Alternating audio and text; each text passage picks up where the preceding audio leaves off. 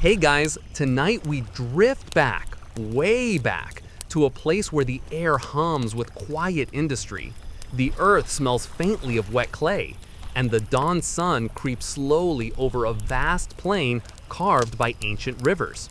This is the Indus Valley, thousands of years ago, and you're about to take your first sleepy steps into one of the world's earliest urban civilizations. You probably won't survive this if you forget to bring mosquito repellent, but let's not get ahead of ourselves. So before you get comfortable, take a moment to like the video and subscribe, but only if you genuinely enjoy what I do here.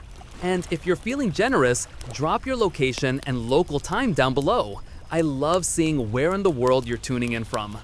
Now dim the lights, maybe turn on a fan for that soft background and let's ease into tonight's journey together. You stand at the edge of a dusty riverbank, barefoot, feeling the cool sand press between your toes. The first blush of morning light spreads slowly across the floodplains. Ahead of you, the faint outlines of mud brick walls and winding streets emerge from the soft fog. Somewhere, a cow lowing echoes faintly, followed by the clatter of clay pots. A sleepy bird takes off from a wooden post, wings slicing the mist. The Indus River flows steadily beside you, broad, slow, deceptively calm. Its surface is smooth like polished stone, but beneath it lies the power to both nurture and destroy. People here know that well. You pull your shawl tighter around your shoulders as a warm, dry breeze cuts through the chill of dawn. A fisherman squats nearby, checking his net. His hands move with the same practice rhythm they've likely had for generations. A few meters away, a woman balances a water jar on her head with effortless grace, walking toward the city gates. You follow them, letting the quiet rhythm of early morning draw you in. As the sun climbs a little higher, the city slowly wakes. You pass through what looks like a simple opening in a mud brick wall. No grand arches, no golden gates, but beyond it lies something unexpected. Straight streets, perfectly straight. They intersect at right angles, forming a neat grid that feels startlingly modern. If you squint, you might half expect a corner cafe selling oat milk lattes, but no, just a man selling lentils from a woven basket. This place, somewhere between 2600 and 1900 BCE, is part of the Indus Valley Civilization, also called the Harappan Civilization. It sprawls across what is now Pakistan and northwestern India, stretching along fertile river valleys. You're standing near one of its great cities, perhaps Mohenjo-daro, Harappa, or Dholavira, each a hub of quiet, methodical human ingenuity. Historians still argue whether these cities arose from a single centralized power or from a network of cooperating communities that just happened to share similar ideas. Whatever the case, the effect is striking. Uniform planning, standardized bricks, carefully laid drainage. It's like the neighborhood association of the Bronze Age went above and beyond. You walk slowly down a main street, lined with walls of baked brick. They're sun-warmed now, but later they'll radiate heat like a sleepy cat in a sunbeam. The road is wide enough for two ox carts to pass each other comfortably, a deliberate design choice. A thin trickle of water runs alongside the street in a shallow channel, guided neatly by baked clay edges. Somewhere far off, you hear the soft tapping of chisels and the low murmur of craftsmen at work. You pass a group of men carrying baskets of wet mud, their feet squelching softly. They're building up a wall near the edge of the settlement, reinforcing against the river's unpredictable moods. The Indus, though mostly generous, has a habit of shifting course without much warning, kind of like a cat deciding your laptop is now its bed. By the time this civilization was in full bloom, it covered more area than either Mesopotamia or ancient Egypt. Over 1 million people may have lived across these cities and towns. Yet, remarkably, there's no evidence of palaces, giant temples, or obvious kings. No golden thrones or colossal statues shouting, "I'm in charge." Just people, organizing themselves, building efficient cities. It's like the world's most ancient HOA, but with fewer passive-aggressive notes about your lawn. As you wander deeper, a quirky detail catches your eye. Someone has smeared what looks like a paste along a doorway. Upon closer inspection, it's a mixture of clay and crocodile dung. It's sunscreen. Yes, that's right. People here use natural substances, including crocodile dung, for cosmetic and possibly medicinal purposes. You make a mental note, definitely not SPF 50. A cart rattles past, drawn by two zebu cattle with their distinctive humped shoulders. Their slow hooves thud dully against the packed earth. The cart driver nods at you, perhaps wondering why you're standing in the middle of the road gawking at drainage systems. Fair question. As the day brightens, you notice rooftops beginning to fill with life. Families climb ladders to their flat roofs, setting out mats, sweeping off dust, and arranging pots to catch the sun's warmth. Rooftops here are like living rooms, multi-purpose spaces for drying grains, weaving cloth, or just gossiping under the stars. You imagine the quiet chatter that must rise from these rooftops every night, a soft urban hum that fades only when sleep takes over. You reach a raised platform overlooking the city. From here, the layout stretches clearly.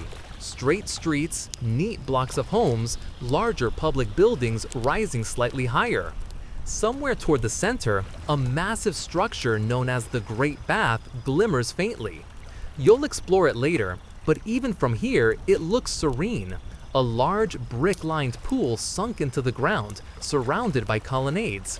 It's easy to imagine candlelight reflecting off the water's surface at dusk. There's a scholarly debate about the origin of this civilization's sudden urban sophistication. Did it develop locally from earlier village cultures along the Indus? Or was it influenced by contact with Mesopotamia, which was already bustling with ziggurats and scribes? Historians still argue whether this was an independent urban experiment or part of a broader Bronze Age network of idea sharing. You suspect the truth, like the river's path, is somewhere in between, complex, meandering, hard to pin down. The sun is now fully up, warming your skin and making the baked bricks release that unmistakable dusty sweet scent of drying clay. You can almost taste it in the air. The streets grow livelier. Children dart between alleys, laughing, chasing a rolling clay wheel with a stick.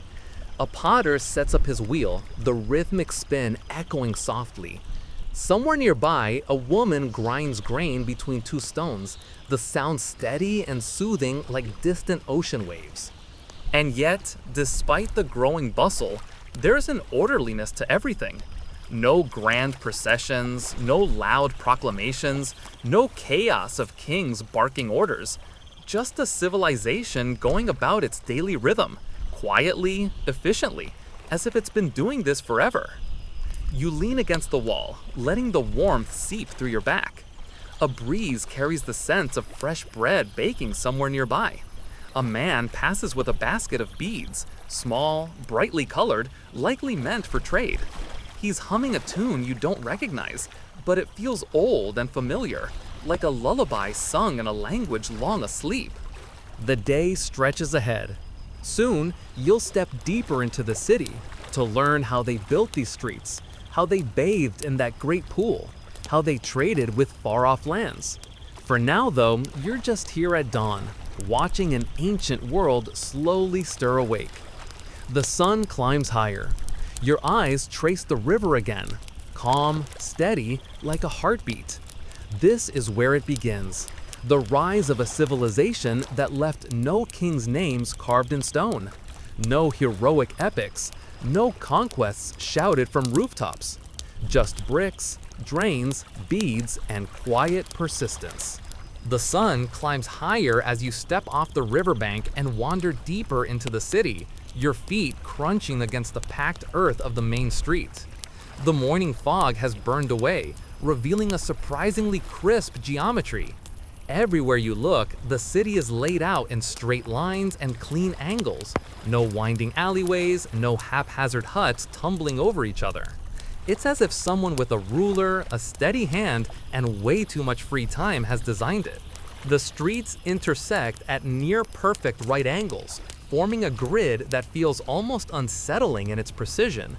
You've probably seen aerial photos of modern cities, blocks, boulevards, neat divisions. But here you are, around 4,500 years ago, and the same idea is already under your feet.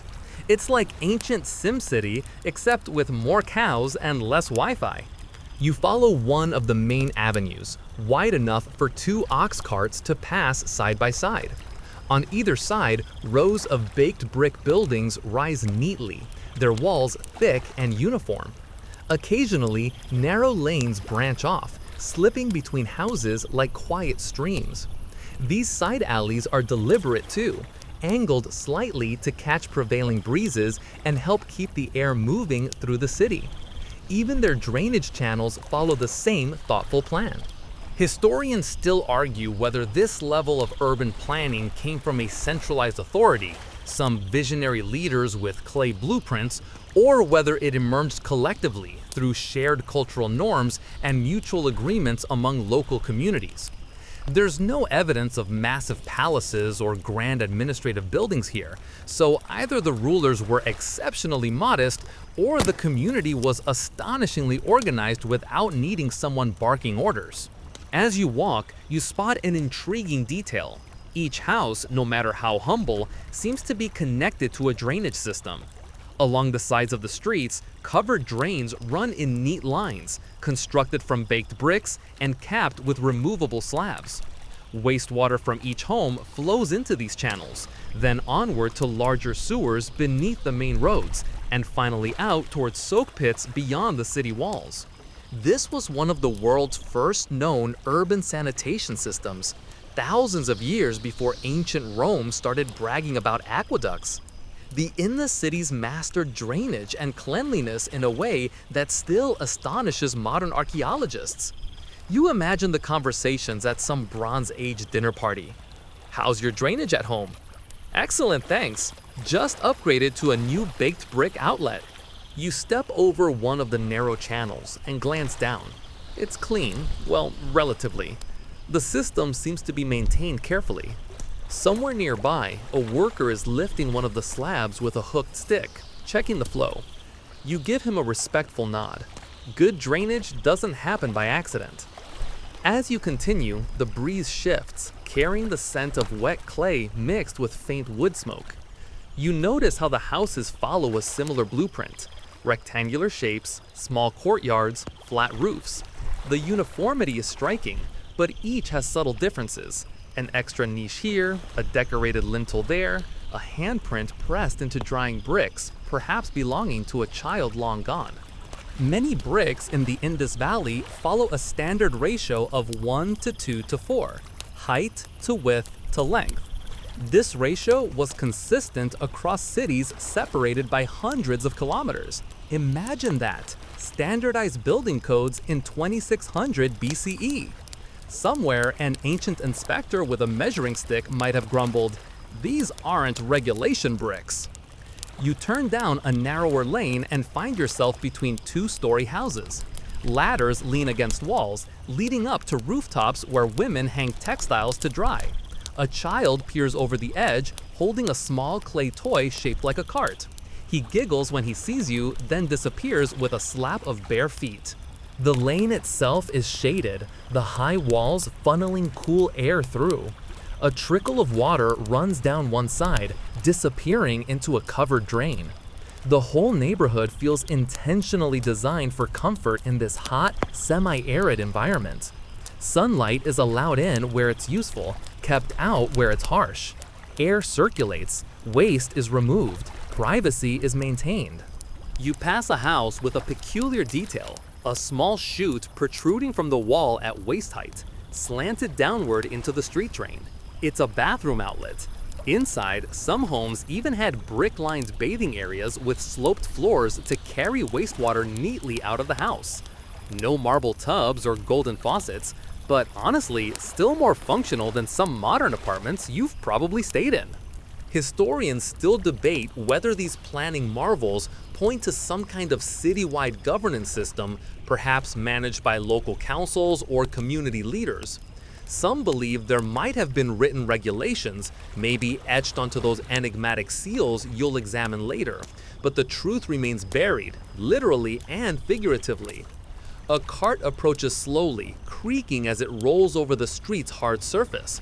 The driver, wrapped in a faded cloth, steers carefully through the grid of lanes. You step aside to let him pass. He calls out something you don't understand. Perhaps a friendly greeting? Perhaps, "Watch the drainage, stranger?" Looking up, you notice how even the larger structures follow the same rectilinear order. No chaotic jumble of huts here. Public buildings, granaries, and what might be administrative spaces align harmoniously with the streets. One prominent building ahead stands on a raised platform, its baked brick facade catching the light. Archaeologists believe some of these raised areas may have served as citadels, not necessarily military, but perhaps communal hubs or elevated zones to protect key facilities from floods. You climb a short set of stairs to reach one of these platforms. From up here, the city stretches out like a living blueprint. Straight roads extend in neat lines, houses packed closely but logically, their roofs forming an almost continuous layer of flat surfaces. In the distance, you spot what might be wells, circular brick structures dotting the streets at regular intervals. Some cities, like Mohenjo-daro, had hundreds of wells, more than many ancient cities of similar size. Access to water was distributed throughout neighborhoods, not controlled by a single palace or temple. This decentralized planning is one of the civilization's quiet wonders. Everyone had access, everyone contributed. A fringe or quirky debate arises here. Some researchers propose that the city's layout may have astronomical or symbolic significance, that the alignment of streets relates to cardinal directions or even star patterns. Historians still argue whether this is intentional cosmic planning or simply clever engineering for breeze and sunlight. Either way, the precision is undeniable. You walk back down and continue along a side street. The soundscape shifts, less bustling, more intimate. You hear the soft splash of water being drawn from a well, the muted chatter of neighbors exchanging greetings, a clay lid scraping against a jar. A group of men sits in the shade, working on measuring out bricks.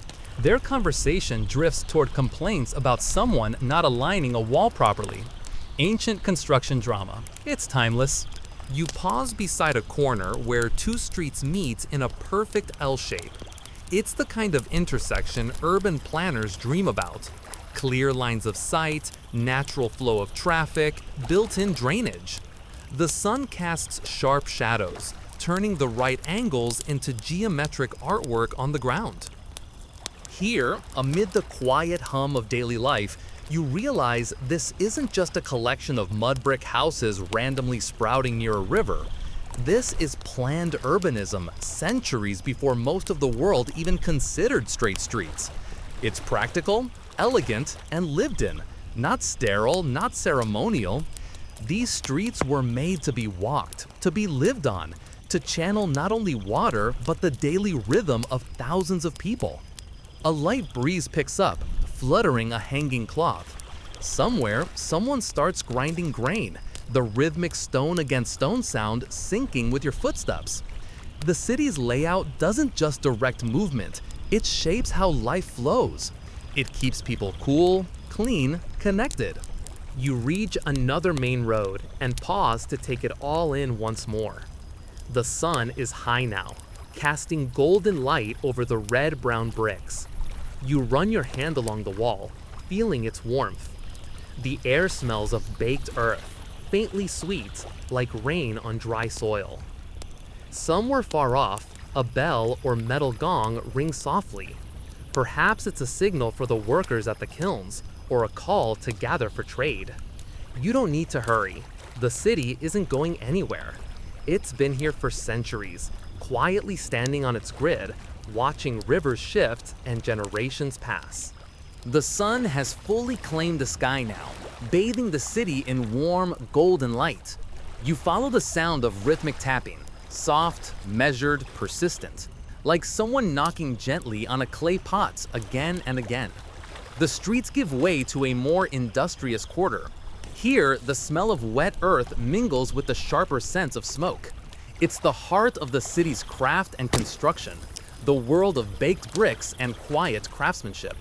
The Indus Valley cities weren't built overnight. Each wall, each street, each perfectly fitted drainage channel depended on the careful, almost meditative labor of thousands of hands.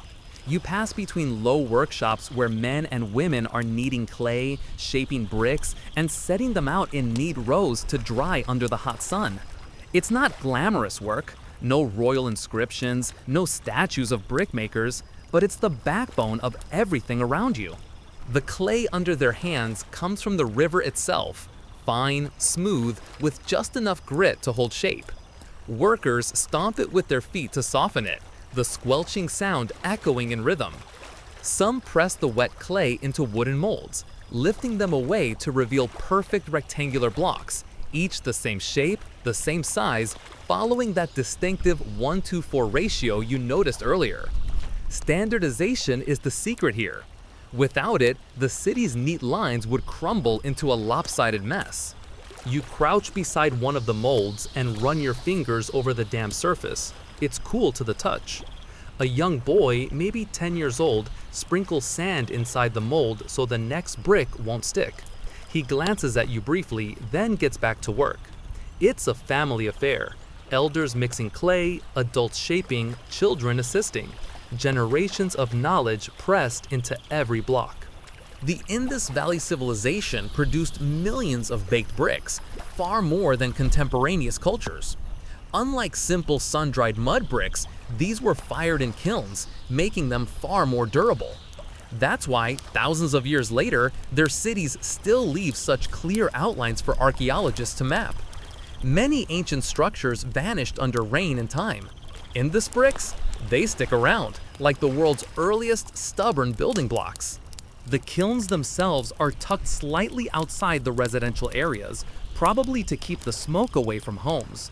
You follow the thin trails of rising haze and find them, domed structures low to the ground with dark mouths glowing faintly orange inside. The air grows hotter here, prickling the back of your neck. Men feed wood and dry dung into the openings, stoking the flames steadily. The bricks stacked inside will bake for hours, sometimes days, hardening into their final form. A quirky tidbit floats to mind. Archaeologists have found evidence that some kiln sites were reused over and over for centuries, like community brick bakeries. The firing techniques were so consistent that bricks from different cities often match in both size and composition. It's like having a Bronze Age ISO certification minus the paperwork. One of the workers motions you closer. You peer into the kiln's side vent and see rows of bricks glowing softly, like loaves of bread in a massive oven. Heat pours out, wrapping around you in a thick wave. You step back instinctively, squinting. It's easy to imagine how this craft shaped not just buildings, but entire lives. Children probably grew up knowing the smell of wet clay and wood smoke better than the scent of flowers. Historians still argue whether these craftspeople were part of a specialized class, like guilds, or whether brickmaking was simply a communal duty shared across neighborhoods. There's no clear evidence of hierarchy here. Some suggest that skilled artisans might have had slightly elevated status given their role in shaping the city's literal foundations. Others think everyone pitched in when needed, like a massive community barn raising, but with bricks and kilns instead of wood beams. You walk deeper into the craft district. Beyond the kilns, other workshops hum quietly. A potter's wheel spins lazily, a blur of motion as a woman shapes a vessel with calm precision. Nearby, two men etch delicate patterns into beads, tiny, intricate, almost too small to believe they were carved without magnifying lenses. One leans over a piece of steatite, his hands steady, eyes narrowed in concentration. A bead slips from his fingers and falls into the dust. He laughs softly, retrieves it, and gets back to work. No frustration, just repetition. The rhythm of the work here is almost hypnotic. The steady tapping of molds, the whoosh of kiln fires, the scraping of tools against stone, it all weaves into a gentle industrial lullaby. You imagine falling asleep nearby, lulled by the repetitive sounds of a civilization quietly building itself. You pause beside a pile of finished bricks, still warm from the kiln. The heat radiating from them feels like sitting next to a sun-warmed wall on a cool evening. A worker tosses one toward another, who catches it with practiced ease. Their quick, efficient brick ballet. Then something odd catches your eye. A set of bricks with faint impressions. Footprints, maybe. On closer inspection, they're from a goat. Apparently, some wandering animal stepped on the soft clay before firing, leaving a permanent signature. Quirky graffiti from the local livestock. Thousands of years later, archaeologists would marvel at these accidental marks. You climb a small embankment overlooking the workshops. From here, the entire scene unfolds like a slow, methodical dance. Lines of people carry raw clay in baskets balanced on their heads. Others shape it, others fire it, and finally, others transport the finished bricks on carts back into the city. No shouting, no frantic pace, just the steady, reliable heartbeat of production. These baked bricks weren't just used for houses and streets. They built public baths, granaries, drainage systems, even wells. Their durability allowed for multi-story buildings in some areas, a feat uncommon in much of the Bronze Age world. It's easy to underestimate their importance because, well, they're just bricks. But here, bricks are the bones of civilization. A scholarly debate lingers in the background. Did the widespread use of baked bricks reflect a centralized state's control over resources, or was it simply the logical result of river valley life and abundant clay? Some historians argue that large-scale brick production implies organized labor and resource allocation, a hint at some form of governance. Others counter that with time, communities might have just collectively settled into efficient practices without needing a top-down command. The truth, like so much else here, remains an open question. As the sun starts its slow descent toward late afternoon, the air grows heavy with warmth. You walk past a cart loaded with fresh bricks, creaking slowly back toward the residential quarter. Children run alongside it, occasionally hopping on and getting scolded by the driver. A potter calls out to a passing merchant. Someone somewhere sneezes loudly, startling a nearby cow. Life goes on. You take one last look at the brickmakers. Their work won't be remembered with royal inscriptions, but it will outlast almost everything else. Long after their names are gone, their bricks will still lie buried beneath the soil, waiting patiently to tell their story. The tapping resumes. The kiln doors open briefly, releasing a burst of orange light and hot air that washes over you. It feels like standing too close to a campfire.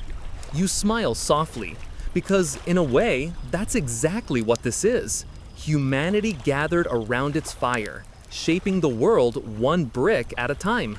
You step away from the warmth of the kilns, brushing the fine red dust off your hands, and wander back toward the residential heart of the city. The streets gradually narrow, the noise of carts and brick-making fades, and the hum of daily life wraps around you like a soft, woven cloth. Here, behind solid brick walls, families live out their routines, quiet, methodical, and surprisingly familiar. You approach one of the homes along a shaded lane. The doorway is modest, framed by baked bricks and a simple wooden lintel. A narrow passageway leads into an open courtyard at the center of the house, where light spills in from above, illuminating the space in a warm, honeyed glow. You step inside, feeling the temperature drop noticeably. The thick brick walls keep out the heat, creating a cool interior that feels almost cave-like. A woman crouches near a hearth in the courtyard, blowing gently on glowing embers to coax the fire to life. Clay pots are stacked neatly against one wall. A low bench runs along another. The courtyard is both kitchen and social hub, the heart of the household. Chickens peck idly near the doorway, and a sleepy dog lifts its head to eye you suspiciously before returning to its nap. Most Indus Valley homes followed a similar architectural layout, an entrance leading into a central courtyard with rooms arranged around it for cooking, storage, sleeping, and bathing. Some houses even had upper floors, accessible by simple ladders. This wasn't haphazard village life. It was structured domestic space, built for comfort and function in a hot climate. You walk slowly along the edge of the courtyard. One doorway leads to a small, enclosed room with a raised platform covered in woven mats. This is the sleeping area. At night, the family might spread soft bedding here or climb up to the flat roof to sleep under the stars. You imagine lying there, the brick still warm from the day, a faint breeze carrying the smell of wet earth and distant fires. The sky above would be clearer than anything you see in a modern city. Thousands of stars winking like ancient witnesses. Inside the sleeping room, you notice a curious object tucked in the corner. A large, rounded clay vessel with a narrow opening. It's filled with cool water. The porous clay allows evaporation, naturally cooling the contents. A Bronze Age refrigerator. You run your fingers over its surface. It's cool and damp, the faint scent of fresh water rising from the opening. In some Indus Valley houses, archaeologists have found evidence of indoor bathing areas, small brick-lined spaces with sloped floors leading to drainage outlets. You find one here too, a shallow depression in the corner, its surface coated with a waterproof layer of plaster. Next to it stands a simple clay jar for pouring water. No marble spa, no scented candles, but a functional bathroom, thousands of years before modern plumbing. Historians still argue whether bathing here was purely practical, ritualistic, or both. Some believe cleanliness held cultural or religious significance given the civilization's sophisticated drainage systems and the presence of large public baths. Others think it was simply a smart adaptation to the environment. Either way, standing here, you get the sense that daily washing was woven into the rhythm of life. As you wander further into the house, a man passes through the courtyard carrying a bundle of reeds. He nods politely. He's heading toward a small room at the back which opens onto the lane. This might be a storage area or even a tiny workshop. Many families in the Indus Valley worked from home, spinning cotton, making beads, or crafting small goods to trade in the markets. The house isn't just a shelter, it's a miniature world, both private and productive. In one corner of the courtyard, two children sit cross-legged on a woven mat. One holds a small clay figurine, a plump bull with exaggerated horns, while the other rolls a little wheel along the ground with a stick, chasing it with delighted squeals. You can't help but smile. The toys are simple but imaginative, and archaeologists have found hundreds just like them. Animal figurines, miniature carts, rattles, and spinning tops. It's comforting to think that, across millennia, children's laughter sounds exactly the same. A woman begins to grind grain using a pair of stones, a larger, flat base, and a smaller, rounded handstone. The soft, rhythmic scrape fills the courtyard. You watch her work, muscles in her arms moving steadily. Flour collects in a shallow clay bowl beside her. The smell of toasted grains soon mingles with the faint smoke from the hearth, forming a scent that feels timeless, warm, earthy, deeply human. You step toward the front of the house and peer into the narrow street outside. A man passes by with a water jar balanced effortlessly on his head, his steps slow and measured.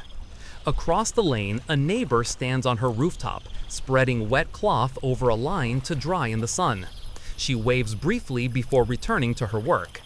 The neighborhood hums with quiet cooperation.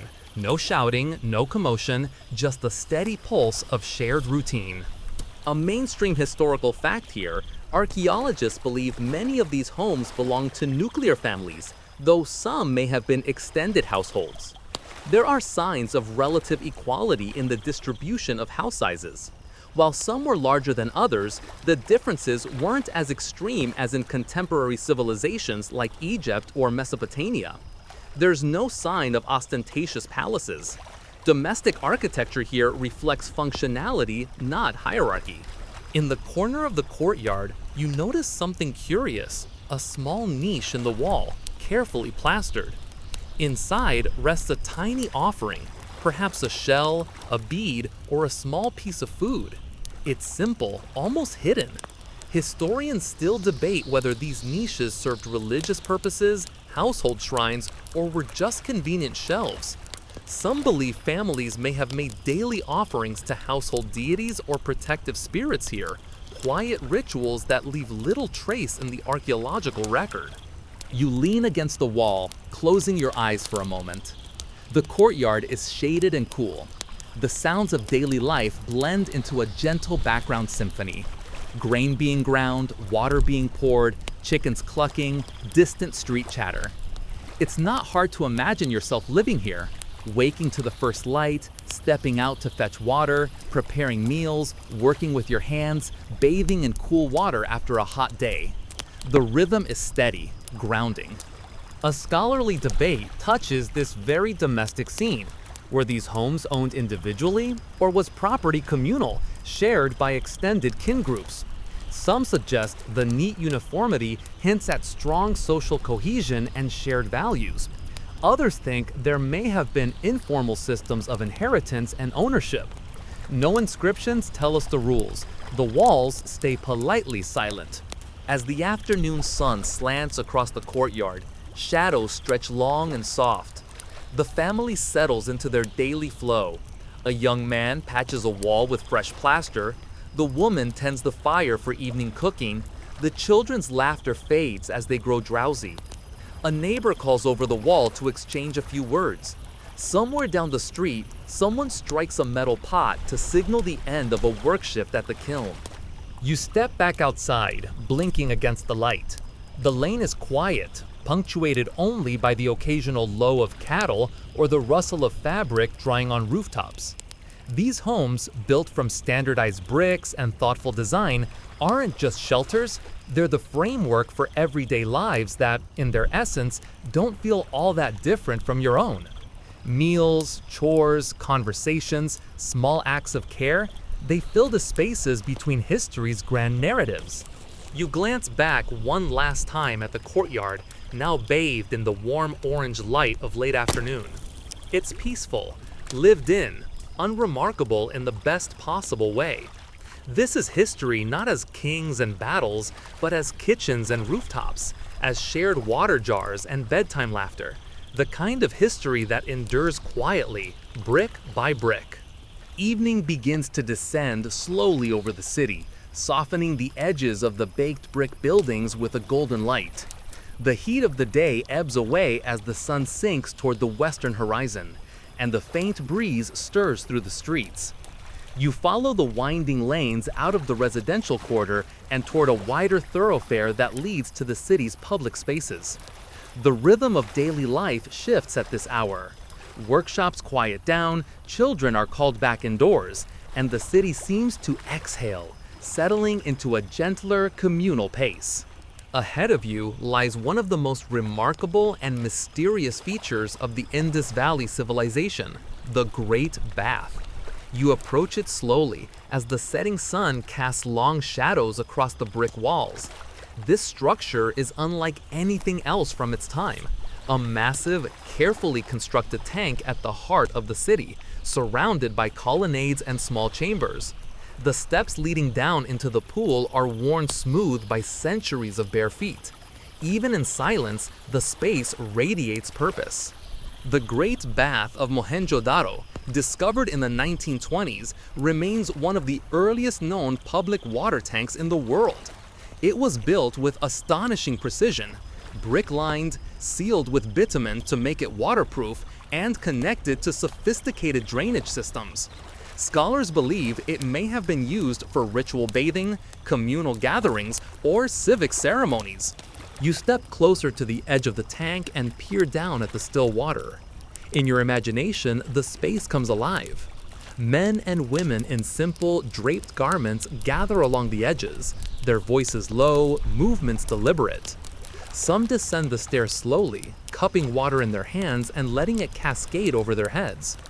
Others wade in up to their waists, closing their eyes as the water cools their sun-warmed skin. There is no obvious display of wealth or hierarchy here. Everyone moves with quiet reverence as though participating in a shared act whose meaning everyone understands but no one needs to explain aloud. The scent of wet brick mingles with the faint aroma of burning oil lamps, which begin to flicker to life around the perimeter. A gentle murmur of conversation floats through the air, not boisterous but warm and communal. This space seems less about spectacle and more about connection between people, between individuals and their environments, and perhaps between the earthly and the spiritual. Some archaeologists have noticed that the rooms surrounding the Great Bath include small cubicles that might have been used for changing clothes or preparing for the bathing ritual. This suggests a certain level of organization, almost like an ancient bathhouse. There is no evidence of temples or monumental statues nearby, which has puzzled researchers for decades.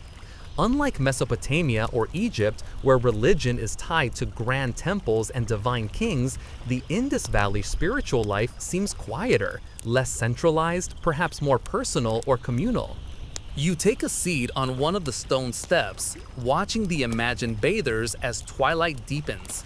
It's easy to picture this as a daily or weekly ritual, something that bound a community together without the need for towering monuments or priests proclaiming authority. This is spirituality in action, woven into everyday life. As the last light fades, you leave the Great Bath and follow a main street toward what seems to be a marketplace. The atmosphere shifts again. Evening markets come alive in many ancient cities, and here is no difference. Stalls line the street, some permanent brick structures, others simple wooden frames covered with woven mats. Clay lamps glow on counters, casting warm light over piles of goods. Baskets of grain, heaps of pottery, strings of beads, carved shells, cotton textiles, copper tools, and trays of dried dates and spices. People move through the market at an unhurried pace, their voices blending into a gentle chorus. A merchant squats behind his stall, carefully weighing lentils with a set of polished stone weights, standardized just like the city's bricks. The Indus Valley Civilization is famous for its uniform weight and measure system. Archaeologists have found hundreds of identical weights, suggesting a regulated economy and fair trade practices. Even in the bustle of evening commerce, there's an undercurrent of order. Nearby, a woman examines a necklace made of carnelian beads, deep red stones polished to a warm shine. These beads are not local. They likely traveled from distant regions, perhaps even as far as present-day Iran or Central Asia. Traders in this city were connected to far-reaching networks, moving goods by land and river. You imagine merchants loading boats with grain, textiles, and crafted goods, heading downriver toward coastal ports, where ships awaited to carry their cargo to distant lands. The Indus Valley Civilization engaged in expensive trade with Mesopotamia. Ancient Mesopotamian records mention a place called Meluha, widely believed to refer to the Indus region. Artifacts from the Indus Valley have been found in Mesopotamian cities, and vice versa. This marketplace you walk through is not an isolated provincial bazaar, it's a node in one of the earliest global trade networks. The air here is filled with sensory layers, the crackle of oil lamps, the earthy scent of clay jars, the faint sweetness of dates and honey, the cool brush of evening wind carrying distant sounds of animals being led to their pens. You pause at a stall selling terracotta figurines, tiny bulls, birds, and human forms. Some are purely decorative. Others may have held symbolic or spiritual significance. The merchant offers one to you with a smile, and you turn it over in your hands, feeling the fingerprints of the artisan still embedded in the clay. Children dart between stalls, laughing and chasing one another, their shadows flickering in the lamplight. A small group of musicians appears at the far end of the street. Two people clapping rhythmically while another beats a simple drum. The sound isn't loud or commanding. It weaves through the marketplace like a thread, adding a gentle pulse to the evening air. As you wander deeper into the market, you notice that there is no single dominating temple or palace looming above. Instead, the cityscape remains relatively uniform. Two-story brick buildings, covered drains running along the streets, and carefully planned intersections. This lack of grand royal architecture has long puzzled historians. Who ruled here? How was the society organized? Was it governed by priests, merchants, councils, or something entirely different? The archaeological record offers few clues. Some researchers argue that the civilization was governed by a centralized authority, perhaps a priestly elite that maintained uniformity across cities. Others believe power was more decentralized, spread across merchant guilds or community councils. Still others think the society might have functioned through shared cultural norms rather than coercive power. No royal tombs, no conquering inscriptions, no statues of kings, only the quiet evidence of planning, order, and shared systems.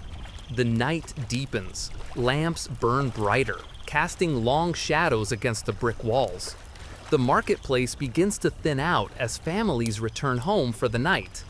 Merchants pack up their goods, covering stalls with woven mats to protect them from the night air. You make your way back toward the quieter residential quarters. The streets are clean, not by accident, but by design. Covered drains carry away waste, and soak pits filter water before returning it to the ground. It's a level of civic infrastructure that would not be matched in some parts of the world for millennia. As you pass by the Great Bath again, the water lies still and dark under the starry sky. The space feels different at night, quieter, more solemn, but no less impressive. It's easy to imagine people gathering here even after dark, perhaps to light lamps along the edges and let the reflections dance on the water surface. You stop for a moment and tilt your head upward. The night sky is breathtaking, an endless expanse of stars, uninterrupted by modern light pollution. In this ancient city, the people would have been intimately familiar with the heavens. The cycles of the moon and stars governed agricultural rhythms, trade routes, and festivals. Perhaps some people paused each night, as you do now, to trace constellations and wonder quietly about their place in the vastness.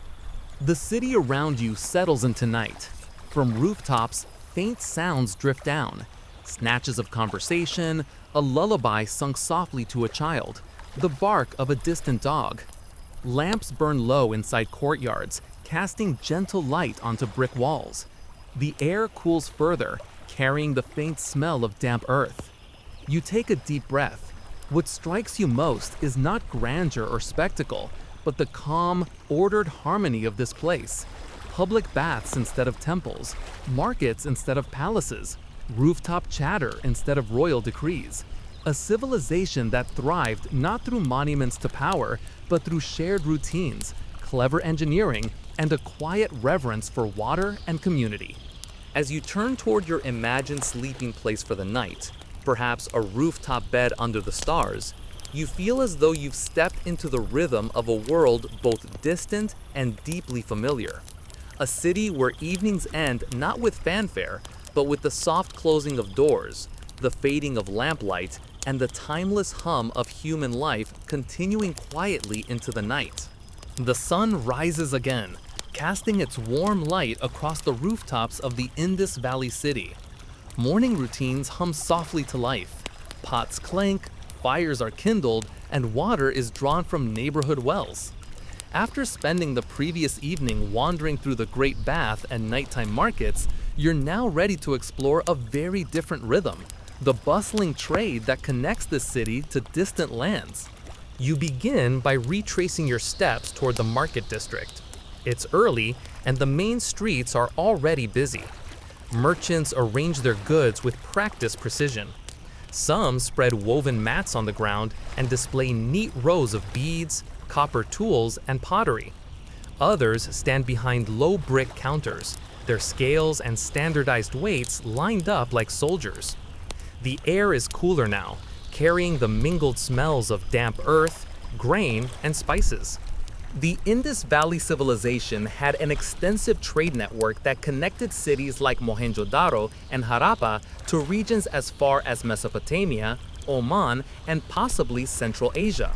Archaeologists have discovered Indus seals and beads in Mesopotamian cities such as while Mesopotamian records mention a place called Meluha, widely believed to refer to the Indus region.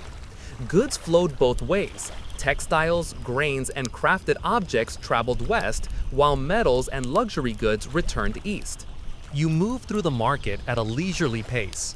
The streets here are wider, likely to accommodate carts and loaded animals. On one side, you see a man leading a humped bull, probably a zebu, hitched to a wooden cart with solid wheels. It creaks as it rolls forward, loaded with sacks of barley. He pauses by a warehouse where workers unload the sacks in rhythmic silence. This isn't chaotic haggling, it's coordinated. Trade here operates with an almost serene efficiency. Nearby, a group of women sells cotton textiles, soft, off-white fabrics woven with simple patterns. The Indus Valley people were among the earliest known cotton cultivators. You run your fingers along a folded length of cloth. It's surprisingly fine, cool against your skin. Traders will soon pack such textiles for long journeys downriver, destined to be exchanged for copper from Oman or lapis lazuli from Afghanistan. Archaeologists have found tiny perforated clay balls near some trading areas. These may have been used as a form of packing or padding. Think of them as the ancient world's version of bubble wrap. You imagine merchants carefully wrapping fragile jars and beads in layers of these clay pellets before sending them off on long river voyages. You make your way toward the river port on the city's edge. The streets here slope gently downward, leading to a series of docking areas where flat-bottomed boats are moored. The river itself glitters in the morning sun, slow and majestic, carrying with it the promise of distant places. The air is alive with movement, men hoisting baskets, animals being watered, ropes creaking, and the occasional shouted instruction echoing across the banks. This is where local trade meets long-distance commerce. Farmers from nearby villages bring in carts of grain, dates, and sesame oil. Craft specialists deliver finished goods, beads, pottery, and carved shell ornaments. Traders oversee the loading of goods onto boats. Stacks of cotton textiles, jars of oil sealed with clay stoppers, and bundles of precious stones wrapped tightly in woven fiber. Historians still argue whether this trade system was run by a centralized authority or by independent merchants. Some believe there was a kind of civic bureaucracy coordinating weights, measures, and routes. Others suggest networks of powerful merchant families managed everything. No royal decrees have been found to clarify the picture, so much of this remains in the realm of scholarly debate. You pause to watch a bow being prepared for departure. It's made of planks stitched together with fiber ropes, its seams sealed with bitumen. The hull sits low in the water, designed for river travel rather than open seas. Men load baskets carefully, ensuring the weight is distributed evenly. A trader checks each bundle against a small set of standardized stone weights, nodding approvingly. Once the boat is ready, they push it off, and it glides smoothly into the current, carried downstream toward the delta and the Arabian Sea beyond. The idea of ancient global trade can feel abstract, but here it's vividly real. You can almost follow the boat in your mind's eye, floating downriver to a coastal port, transferring goods onto a seagoing vessel, and eventually arriving at a distant Mesopotamian harbor. There, merchants speaking entirely different languages will examine these same cotton fabrics and beads with curious hands, just as you did. Walking back toward the central market, you notice another key aspect of Indus trade: the small, carved seals. You stop at a stall where a craftsman is engraving one with a delicate tool. The seal is made of steatite, a soft stone that can be intricately carved and then hardened by firing. On its face is a short line of mysterious script, those enigmatic Indus characters, and above it a finely rendered image of a bull with a majestic hump. These seals are not decorative trinkets. They likely functioned like business stamps or identity markers, pressed into clay tags to secure bales and jars. When goods arrived at their destination, the receiving merchant could check the seal impression to verify origin and authenticity. It's a simple but ingenious system, especially in a world without paper receipts or barcodes. You borrow, imaginatively, one of these seals and feel its cool weight in your palm. The carved lines are crisp and deliberate. Whoever made it was skilled and methodical, not rushing the work. There's something deeply personal about it too, like a signature or a brand logo. The air grows warmer as midday approaches. Traders cluster in shaded corners, sipping from small ceramic cups. You decide to follow a caravan route out of the city to see where these goods come from. Beyond the walls, the landscape stretches wide. Fields of barley and wheat, dotted with palm trees and irrigation channels. Farmers guide oxen through the fields, turning the soil in slow, rhythmic movements. Small villages provide local goods: grain, milk, ghee, dates, and handmade pottery. These are collected by traveling merchants who bring them to the urban markets for exchange. Further afield, other caravans head north toward resource-rich regions. Copper from Oman arrives via maritime routes. Lapis lazuli, the deep blue stone prized for its color, comes from mines in what is now Afghanistan. Carnelian beads, translucent red-orange, are produced in specialized workshops and shipped far and wide.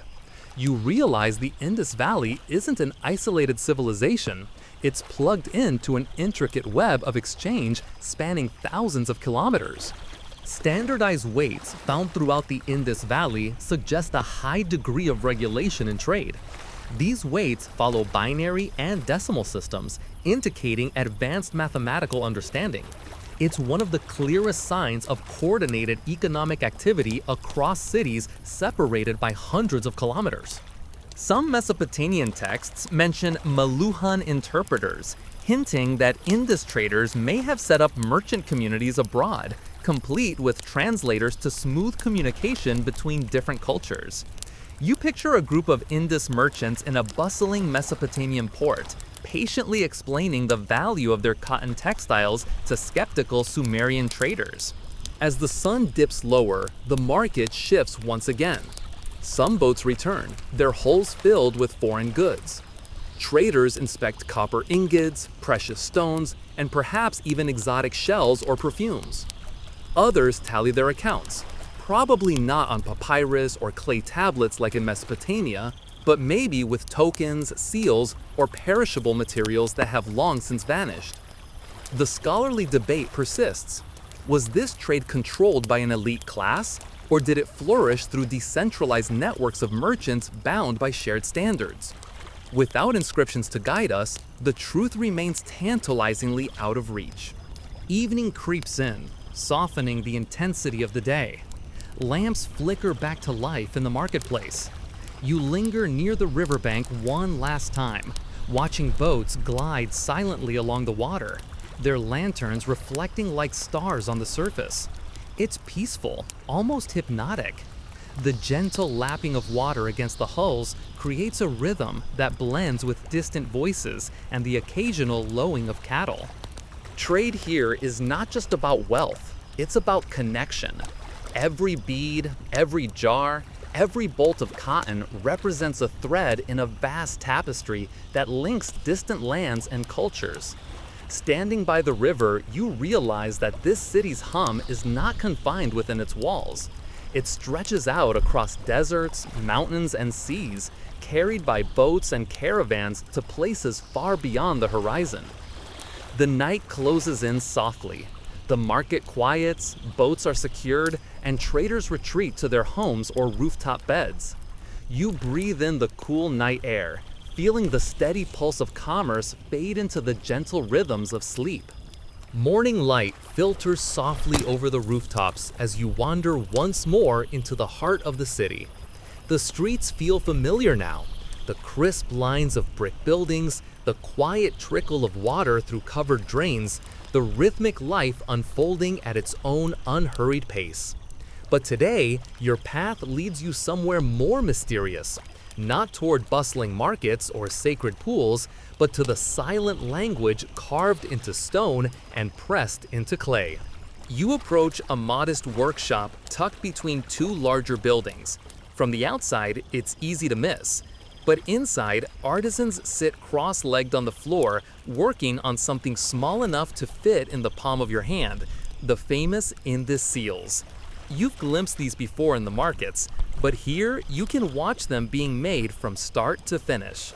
An artisan selects a smooth, soft steatite stone, a material perfect for carving. With a fine metal or bone tool, he etches careful lines into its surface. First comes the image, an animal, usually shown in profile. It might be a majestic humped bull, a unicorn-like creature with a single horn, or a tiger frozen mid-stride. Each image is elegant and precise, almost stylized. Then comes the script, those enigmatic, tiny symbols arranged in neat rows above or around the animal. The Indus script remains undeciphered to this day. It consists of about 400 distinct signs, far fewer than Chinese characters, but more than an alphabet. These signs appear on thousands of seals, pottery fragments, and tablets, but no bilingual inscriptions, like the Rosetta Stone for Egyptian, have ever been found. Without long texts or clear translations, the script remains one of archaeology's most stubborn puzzles. The artisan works slowly, almost meditatively. You can hear the faint scraping sound as he carves. Once the design is complete, the seal is fired to harden the stone. Then it's ready to be pressed into soft clay, leaving behind a crisp impression, a miniature calling card. Traders use these to mark their goods. Officials may use them to indicate approval, and families might even use them to identify ownership. You can almost imagine someone centuries later picking up one of these clay tags, turning it over, and reading its meaning effortlessly. But for you, the modern observer, the symbols remain silent. You run your finger gently over one of the carved lines. It's almost frustrating, like holding a locked book without a key. A quirky tidbit: some seals show what appear to be playful or unusual images. One famously depicts a man seated cross-legged, surrounded by animals, in a pose some interpret as proto-yogic. Others show composite creatures, a bull with fantastical horns, or a strange unicorn-like animal whose exact real-world counterpart has never been identified. Were these purely symbolic, religious, administrative, or something else entirely? No one knows for sure. You walk further into the workshop, where finished seals are stacked neatly in baskets. A young apprentice demonstrates how they're used, pressing one into a lump of soft clay to create a perfect mirror image of the carving. These clay tags would then be attached to jars, bales, or crates, functioning like shipping labels. When the goods arrived at their destination, the unbroken seal confirmed authenticity. If the clay was cracked or missing, well, someone probably got an earful. Historians still argue whether the script represents a full language or a set of symbols more like emblems or abbreviations. Some scholars believe it encodes a Dravidian language, possibly related to modern Tamil. Others think it might be something entirely unknown, maybe a logo-like system used for identification rather than sentences. Without longer inscriptions, every theory remains tantalizing but unproven. Leaving the workshop, you step out into a quieter part of the city near administrative or storage buildings. Here, you notice something curious: large rectangular platforms and thick-walled structures, perhaps granaries or warehouses. It's easy to imagine seals being used in this context to manage inventories and shipments. A merchant might press his seal into wet clay to mark which goods were his. A civic official might countersign with another seal to approve transport. It's surprisingly bureaucratic for a civilization without monumental royal inscriptions. As you explore, you stumble upon a scribe-like figure, Or at least someone who seems responsible for recording information. He has a collection of small clay tablets, each with tiny impressions of symbols and images. You watch him press seals and incise signs with quick, practiced gestures. Maybe he's tallying goods. Maybe he's labeling ownership. Maybe he's writing poetry that no one will ever decipher. Okay, probably not the last one, but who knows? The script appears not only on seals and tags, but also on pottery shards, tools, and even ivory slips. Some are as small as a post-it stamp, containing just a few signs. Others have longer sequences, up to 26 characters. But even those are brief compared to text from Mesopotamia or Egypt. It's as if the civilization was speaking to us through whispers rather than speeches. Over 4,000 inscriptions bearing Indus script have been found so far, but the longest continuous text is still just 26 signs. The brevity of these inscriptions is one of the major obstacles to decipherment. Without longer passages, it's difficult to determine grammar, word boundaries, or context. In the 1970s, one researcher claimed to have deciphered the script using computers, one of the earliest attempts at computational linguistics. Unfortunately, the results were, let's say, optimistic. Later studies debunked the findings, but the attempt itself was ahead of its time. Even today, AI researchers occasionally take a crack at decoding the script, with varying degrees of boldness and eyebrow raising. As midday heat builds, you seek shade under a row of trees lining the street. In the distance, a trader haggles, not over price, but over whose seal should mark a joint shipment.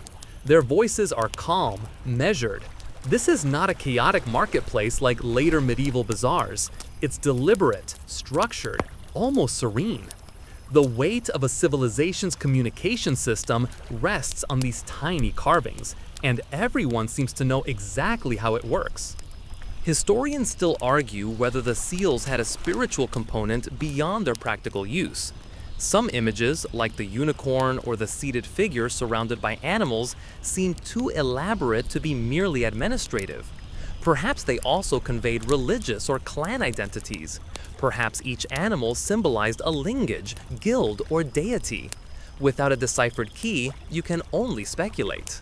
You wander next to a household courtyard where a woman carefully presses a seal into wet clay attached to a storage jar. She ties it with fiber string and lets it dry in the sun. You imagine her labeling it for a relative in another neighborhood, or marking her family's share of stored grain. It's strangely relatable, like writing your name on your lunch container before putting it in the office fridge, except with more style. Nearby, children play with discarded bits of clay, pressing random objects to create their own seals. Some impressions are crude, others surprisingly neat. It seems even in antiquity, kids loved imitating adults. You smile as a small boy proudly shows off a squished seal impression that looks more like a lopsided pancake than a majestic bowl. The afternoon wanes, and you find yourself drawn to a small building where dozens of seals are stored. Perhaps it's a merchant guild's archive, or maybe a civic storeroom. Each seal sits wrapped in cloth or nestled in small clay containers, ready to be used again and again. The air inside is cool, earthy, and faintly scented with oil lamps. Standing in the quiet room, surrounded by shelves of undeciphered symbols, you feel the weight of millennia pressing in. These people communicated, organized, traded, and believed using a system that worked perfectly for them, but which now stands silent before us. It's both humbling and a little eerie, like standing in a library where every book has had its pages glued shut.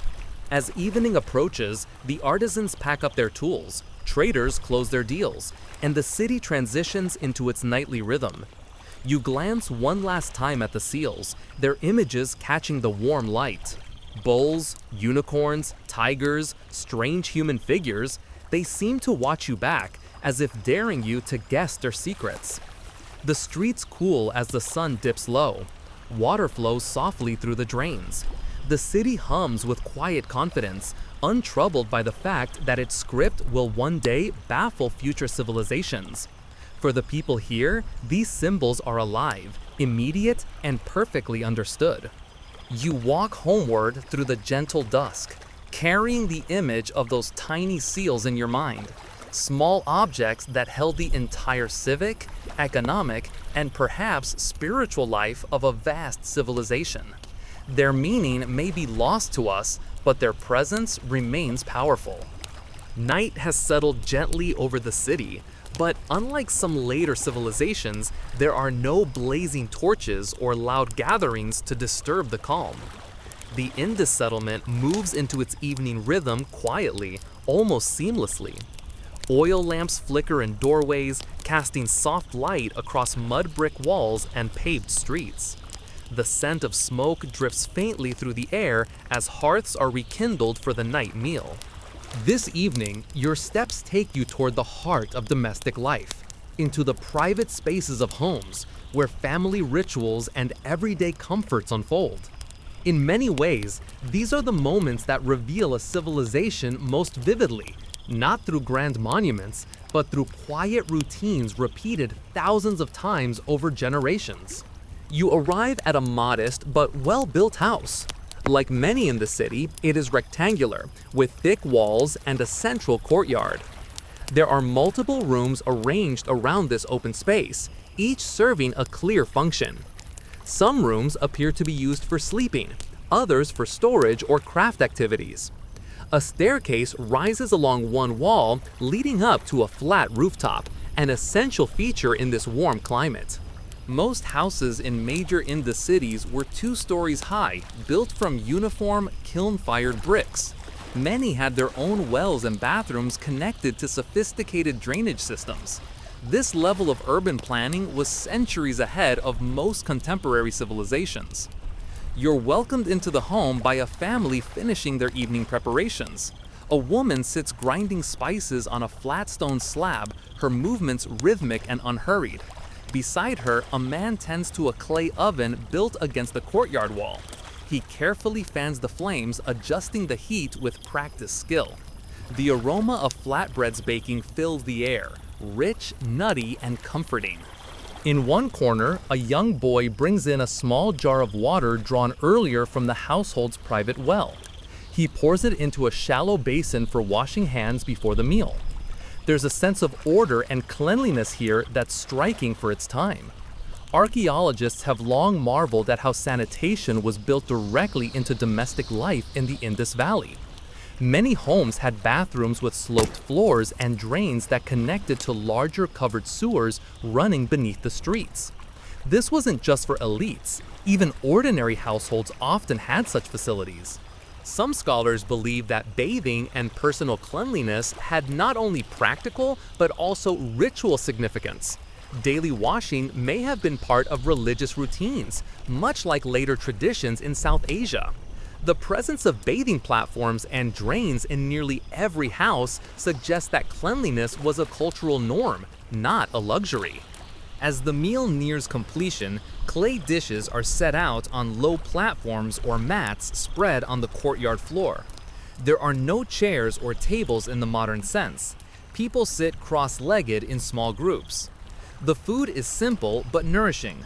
Flatbreads, lentils cooked with spices, perhaps some vegetables or yogurt, and occasionally meat or fish depending on the family's means. The family begins to eat together. Conversation flows softly, not loud debate, but gentle exchanges about the day's work, neighbors, trade news, or upcoming events. You notice how communal the atmosphere is. Meals are shared, not individualized. Dishes are placed in the center and everyone partakes. The courtyard, with its open sky above, provides a natural gathering place. Archaeological evidence, including hearths, storage jars, grinding stones, and cooking platforms, suggests that cooking and eating were primarily domestic, family-centered activities. There's little evidence of grand palaces or banquet halls, hinting that power and wealth were more evenly distributed than in Mesopotamia or Egypt. As dinner winds down, the family begins their nightly cleanup routine. Leftover scraps are fed to animals or composted. Clay dishes are rinsed with water, and cooking surfaces are wiped down.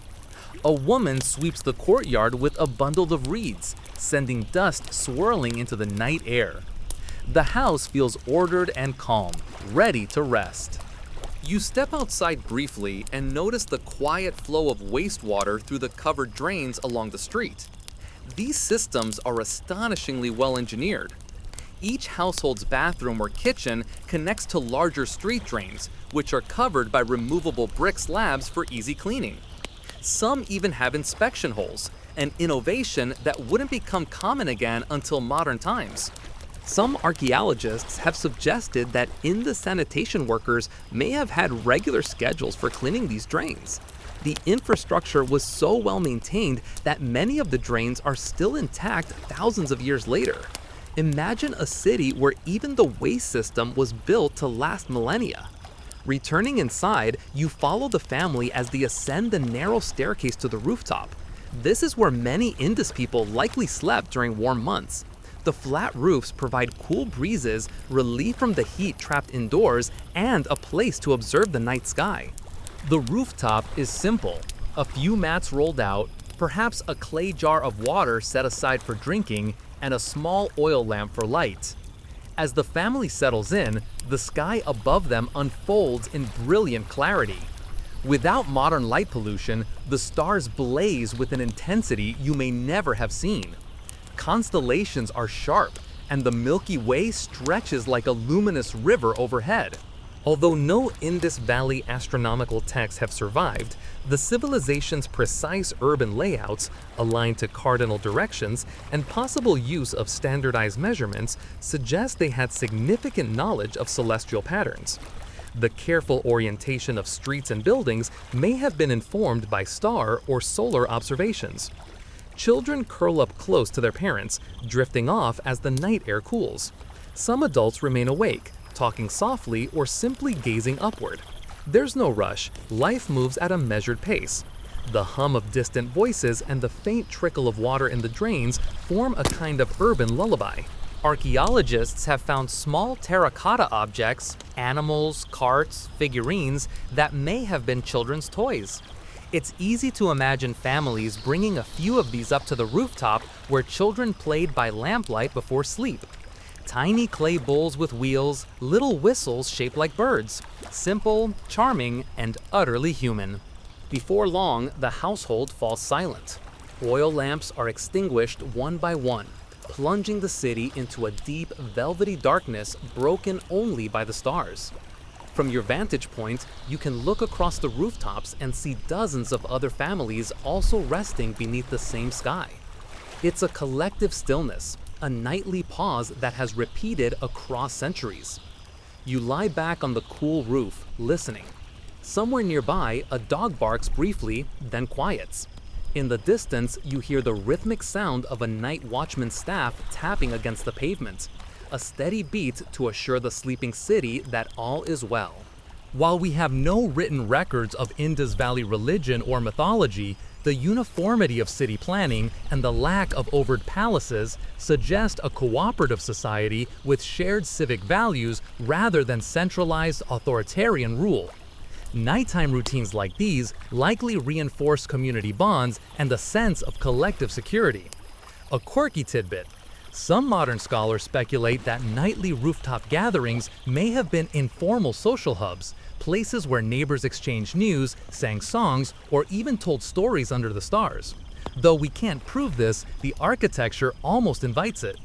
As you drift towards sleep, it strikes you how much of daily life in the Indus Valley mirrors aspects of modern urban living: private homes, sanitation, rooftop leisure, yet without the noise, rush, or overwhelming lights. It's a civilization that managed to balance complexity with tranquility, infrastructure with intimacy. The night deepens, cool air brushing gently against your face.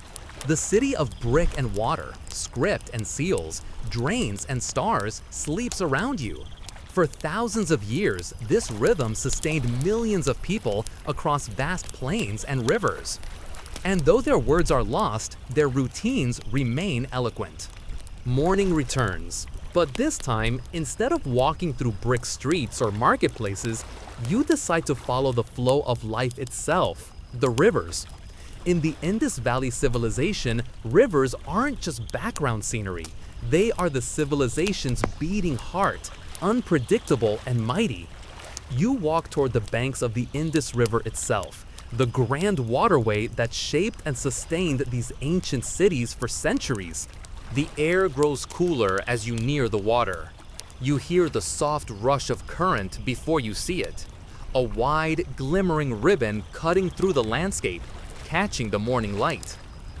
The Indus flows steadily now, but even as you stand there, you sense its immense power.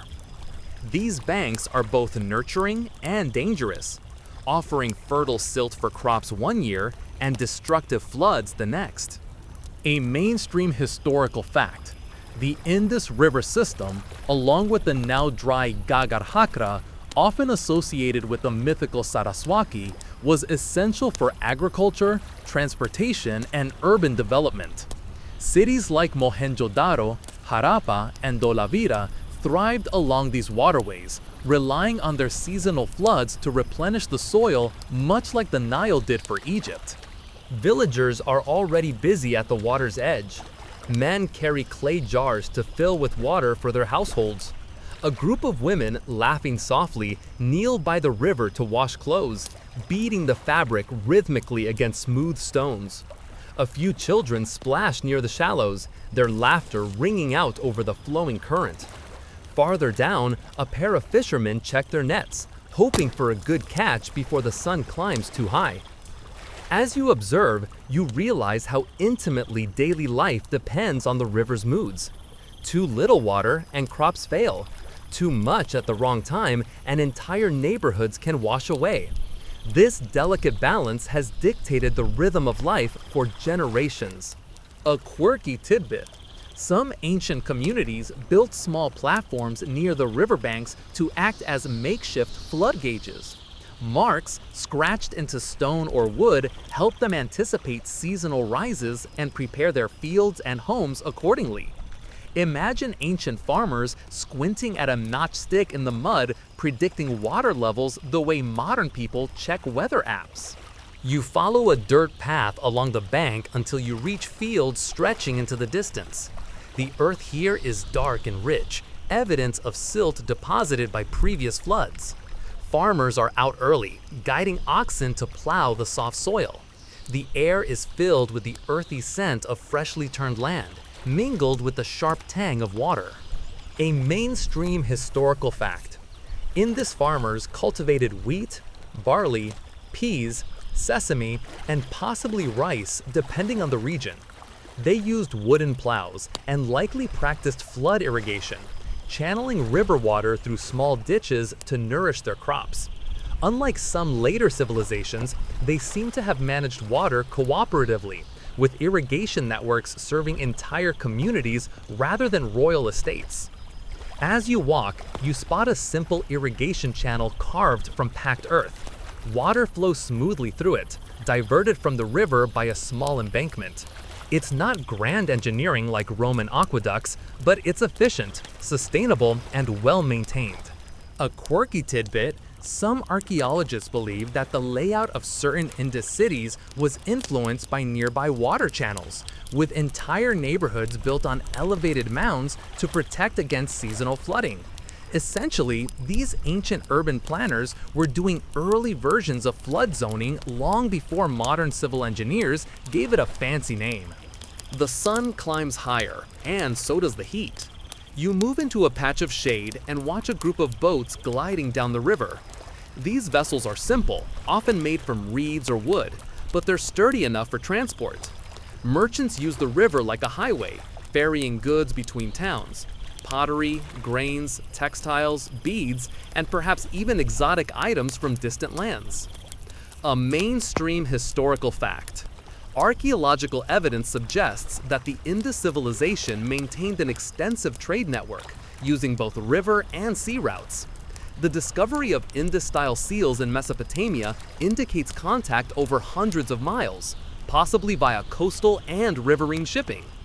One boatman waves lazily as he passes, steering his craft with a long pole.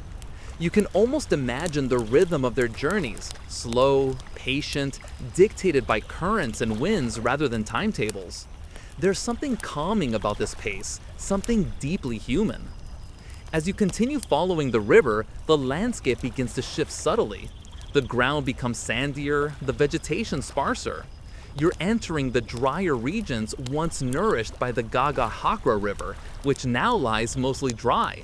You can still see its wide, ghostly channel stretching across the plain, a reminder of a river that was once mighty. A mainstream historical fact, the Gagahakra is believed to have been a major river during the height of the Indus Valley Civilization, supporting numerous settlements. Over time, possibly due to tectonic shifts, diverting its sources, or climate changes, it dried up, leading to the abandonment of many towns along its course. Standing on its empty banks, you feel the eeriness of a vanished waterway. Imagine if tomorrow, the Nile or the Mississippi simply stopped flowing. Entire cities would unravel. That's essentially what happened here. A quirky tidbit: in some parts of this dry channel, archaeologists have found evidence of ancient wells dug deep into the earth to access groundwater after the river's disappearance. People didn't give up immediately. They adapted, at least for a while, by chasing the last traces of water underground. As you look across the barren channel, a soft wind kicks up dust, swirling it like a ghost of the river itself. Here comes the open scholarly debate. Historians still argue whether the drying of the Gagahakra was the primary cause of the Indus civilization's decline or just one of many factors. Some suggest that massive tectonic shifts diverted glacial waters away, turning fertile plains into arid stretches. Others point to gradual climate change, less dramatic but equally relentless, reducing monsoon rains over centuries. A few propose that trade disruptions or social changes were more decisive. The truth might be a tangled mix of all these forces, flowing together like tributaries merging into a river. You decide to rest near the dry channel, closing your eyes for a moment. You imagine what this place would have looked like thousands of years ago. Bustling ports along the banks, farmers tending fields nearby, boats docking and unloading. Now it's silent, the only sound the wind whispering over sand. When you open your eyes again, you follow a group of travelers heading back toward the Indus River proper. They carry bundles, grain perhaps, or woven goods, to load onto boats. For them, the river is both a resource and a route, binding together distant communities in a watery network. As evening approaches, the light turns golden, and the river reflects the sky like a sheet of burnished metal. Farmers pack up their tools, boats moor along the banks. A few herders bring their animals to drink at the water's edge. Life contracts toward the river as the day ends, just as it expanded from it at dawn. A mainstream historical fact. Unlike some civilizations that built monumental dams or massive irrigation canals, the Indus Valley seems to have favored adaptable, small-scale systems. This may have made their society more flexible in good times, but also more vulnerable to large, unpredictable environmental changes.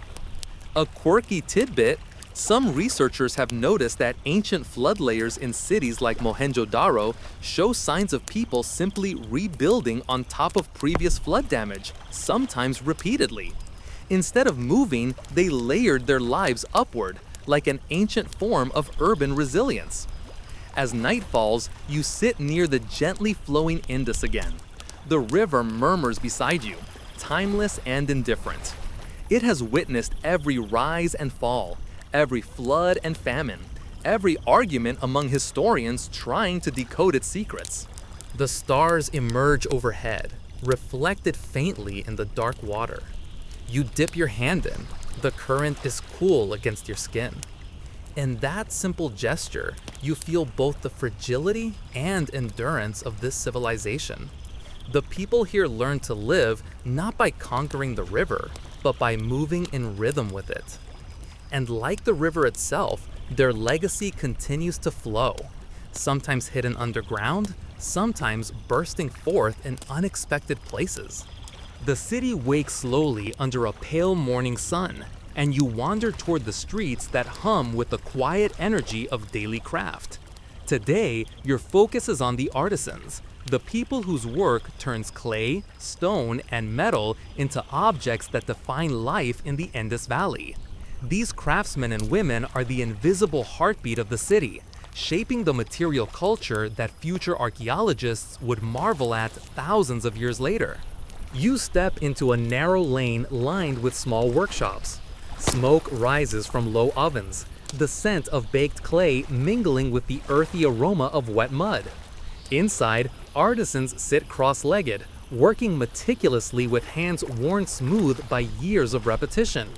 In one workshop, a potter spins a small wheel, forming an elegant vessel from sticky clay. Each rotation is measured, deliberate, producing shapes that are both functional and aesthetically pleasing. A mainstream historical fact: the Indus Valley Civilization is renowned for its high-quality pottery, often wheel-thrown and fired at temperatures capable of producing durable, sometimes beautifully burnished surfaces. Many vessels display simple geometric patterns, while others show more intricate designs, suggesting a strong aesthetic sense alongside practical utility. You move on to another room where a worker carves intricate patterns into soft soapstone. The small pieces are intended to become beads for necklaces, bracelets, or decorative inlays. Tiny drills, likely tipped with harder stones or metals, leave precise punctures. The patience and skill required are remarkable. Imagine spending hours on a single bead. Yet for them, it is ordinary work, a part of life's rhythm.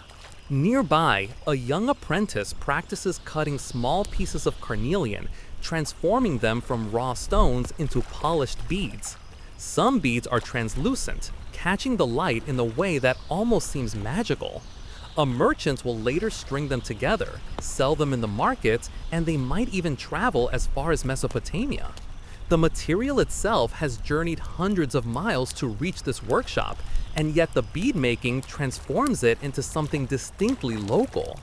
A quirky tidbit: some archaeologists speculate that Indus artisans may have used honey or gum as adhesives to stabilize beads during drilling, a sticky secret lost to time. Imagine using honey to hold a tiny stone in place while spinning it on a drill smaller than your pinky finger. It's a delicate dance of chemistry, patience, and skill. The hum of life in the workshops is steady and quiet. Unlike later cities with loud foundries or chaotic streets, the soundscape here is almost meditative. Soft scraping, gentle taps, faint grinding of stone against stone. You pause and notice the rhythm. It's not accidental. The noise, the pace, the methodical repetition, they form the invisible music of daily labor. A mainstream historical fact: Indus craftsmen also worked with bronze, copper, and lead. Small tools, figurines, and ornaments have been found throughout urban sites, often cast with surprising precision. The dancing girl bronze statuette from Mohenjo-daro, for example, is an iconic testament to the sophistication of their metalworking skills. As you wander deeper, you discover workshops dedicated to more unusual crafts. A group of people is carving small ivory figures, perhaps toys, ceremonial objects, or trade goods. Others shape soapstone seals, the intricate designs already familiar to you from the markets and administrative records. Each object is a microcosm of skill and purpose, quietly asserting the civilization's values: precision, utility, and aesthetic harmony. A quirky tidbit: one seal found in a residential area depicts a horned animal alongside a mysterious human figure, leading some researchers to speculate that it might represent a kind of proto-yoga pose. Whether it's spiritual, playful, or simply symbolic, you can't help but smile at the thought that someone from over 4,000 years ago may have been striking a pose similar to modern stretches. You walk toward the river again, where metal workers are shaping copper tools and ornaments. Hammers tap steadily against anvils, sending small sparks into the dim light of their covered workspace. Bowls, knives, and jewelry items emerge from the process, each cooled carefully in water to prevent cracking. The workflow is systematic and precise, suggesting not only skill, but knowledge passed through generations. A mainstream historical fact. Archaeological finds indicate that Indus cities produce standardized tools and ornaments. Many copper axes, chisels, and needles are nearly identical in size and shape across different urban centers, hinting at shared standards and possibly even guilds or trade regulations. Nearby, you notice the use of molds for repeating patterns in terracotta and metal. This efficiency allowed artisans to produce multiples of the same object while maintaining consistent quality. Even with this system, every item bears subtle marks of individuality, a human touch that mass production today often lacks. Historians still argue about the organization of labor in these cities. Were artisans independent specialists working from home, selling to merchants who controlled distribution? Or did the state or some communal authority coordinate production and trade? The absence of monumental rulers or explicit administrative texts leaves this question tantalizingly open. Perhaps it was a mixture, personal autonomy within communal frameworks guided by shared standards rather than coercion. You pause by a small kiln where several large pots are firing. The heat radiates outward, warming the courtyard. Nearby, children mimic the adults, rolling small clay balls or carving crude shapes. It's clear that skill was taught from an early age, in an environment where work and play intermingled seamlessly. Some of these children will grow into master artisans, their work circulating across cities and even continents. A quirky tidbit: archaeologists have found tiny footprints preserved in the clay of kilns and workshops, likely left by children or apprentices. These accidental traces serve as intimate reminders of daily life, hands and feet frozen in time, moving through the labor of an ancient city. As the day warms further, you observe the flow of goods from workshops to the streets. Beads, pottery, textiles, and metal tools are carefully bundled, sometimes sealed with stamps, sometimes stacked for transport by boat or cart. Each item is part of a living network, connecting households, markets, and distant cities. By afternoon, the rhythmic tapping and scraping slows. Artisans take breaks, sharing simple meals of bread, lentils, and fruit in shaded courtyards. Conversations are light, stories whispered between workers. The mood is calm, almost domestic, a stark contrast to depictions of chaos or war in other civilizations. Life in the Indus Valley seems to celebrate order, patience, and human skill. A mainstream historical fact: the widespread presence of specialized workshops indicates not only economic sophistication, but social organization. From bead makers to potters to metalworkers, the Indus cities supported multiple skilled professions, contributing to urban complexity while sustaining daily life. As evening approaches, artisans begin packing their finished products for delivery. Seals are pressed, baskets of beads tied carefully, and clay jars stacked neatly. The city moves these goods with a quiet precision that would make a modern logistics manager proud. Boats glide along the river, carts trundle down the main streets, and the products of human skill begin their journey to homes, markets, and distant lands. You step back from the workshops, watching the day's labor wind down. In every corner, the craftsmanship, the order, and the subtle artistry of this city speak volumes. No king's decree is needed, no monument dominates the skyline. The work itself, the careful shaping of matter into objects, becomes the voice of civilization. As night descends, you hear the faint, comforting sound of water in the nearby drains, the soft clatter of closing shutters, and the distant murmur of families gathering for evening meals. The artisan's day concludes not with fanfare, but with quiet satisfaction. Their creations, small yet enduring, are a testament to human ingenuity and continuity. You pause for a final moment, imagining the city asleep under the stars. Boats moored, kilns cooled, and workshops silent. The labor of 1,000 hands rests gently, ready to begin anew tomorrow, in the same measured rhythm, in the same careful harmony with water, earth, and community. The morning sun rises slowly, softening the sharp lines of brick walls and sun-baked streets. Today, you're drawn to the spiritual and symbolic life of the Indus Valley. Unlike the bustling markets or meticulous workshops, this part of the city hums quietly, with rituals and symbols that hint at beliefs, practices, and daily reverence, but never in a way that dominates or disrupts ordinary life. You follow a narrow lane toward a cluster of small shrines and public spaces that may have served religious or ritual purposes. No grand temples stand here. Instead, elevated platforms, carefully carved figurines, and modest altars suggest devotion woven seamlessly into everyday routines. This is a civilization where spirituality and daily living coexist rather than compete. A mainstream historical fact: archaeologists have uncovered numerous small figurines, often female, believed to represent fertility goddesses, alongside male figures that may depict priests, yogis, or deities. These items suggest a focus on reproduction, prosperity, and protection rather than large-scale state-sponsored religion. You approach a modest platform at the center of a courtyard.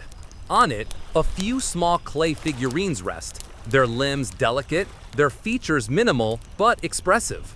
Some depict seated figures with crossed legs, others show women with exaggerated features that emphasize fertility. The arrangement is orderly, almost intentional, hinting at an established practice rather than ad hoc decoration. Nearby, a shallow water basin reflects the early light. You notice faint marks around its edge, perhaps used for offerings or cleansing. There's a calmness here that contrasts with the kinetic energy of markets and workshops. There's a calmingness here that seems designed for reflection, for grounding oneself within the rhythm of daily life. A quirky tidbit: some scholars have suggested that the figurines may have doubled as toys or educational tools. Children may have played with them while also learning about social roles, family structures, or communal rituals. It's as if spirituality and play were intertwined, teaching the next generation while maintaining cultural continuity. Walking further, you encounter a small clay altar topped with a few seals. The images are familiar: unicorn-like creatures, bulls, and other symbolic animals. Pressed into wet clay, these seals may have served both practical and spiritual purposes, protecting goods while also invoking prosperity or protection. It's an elegant overlap of commerce and belief, utility and symbolism. Historians still argue whether certain figurines represent actual deities or abstract concepts. Are the seated figures proto-yogis, ancestors, or something else entirely? Without textual evidence, interpretations remain speculative, though the consistency across cities indicates shared cultural norms. A mainstream historical fact: the so-called Great Bath at Mohenjo-daro may have had ritual significance, possibly related to purification or ceremonial bathing.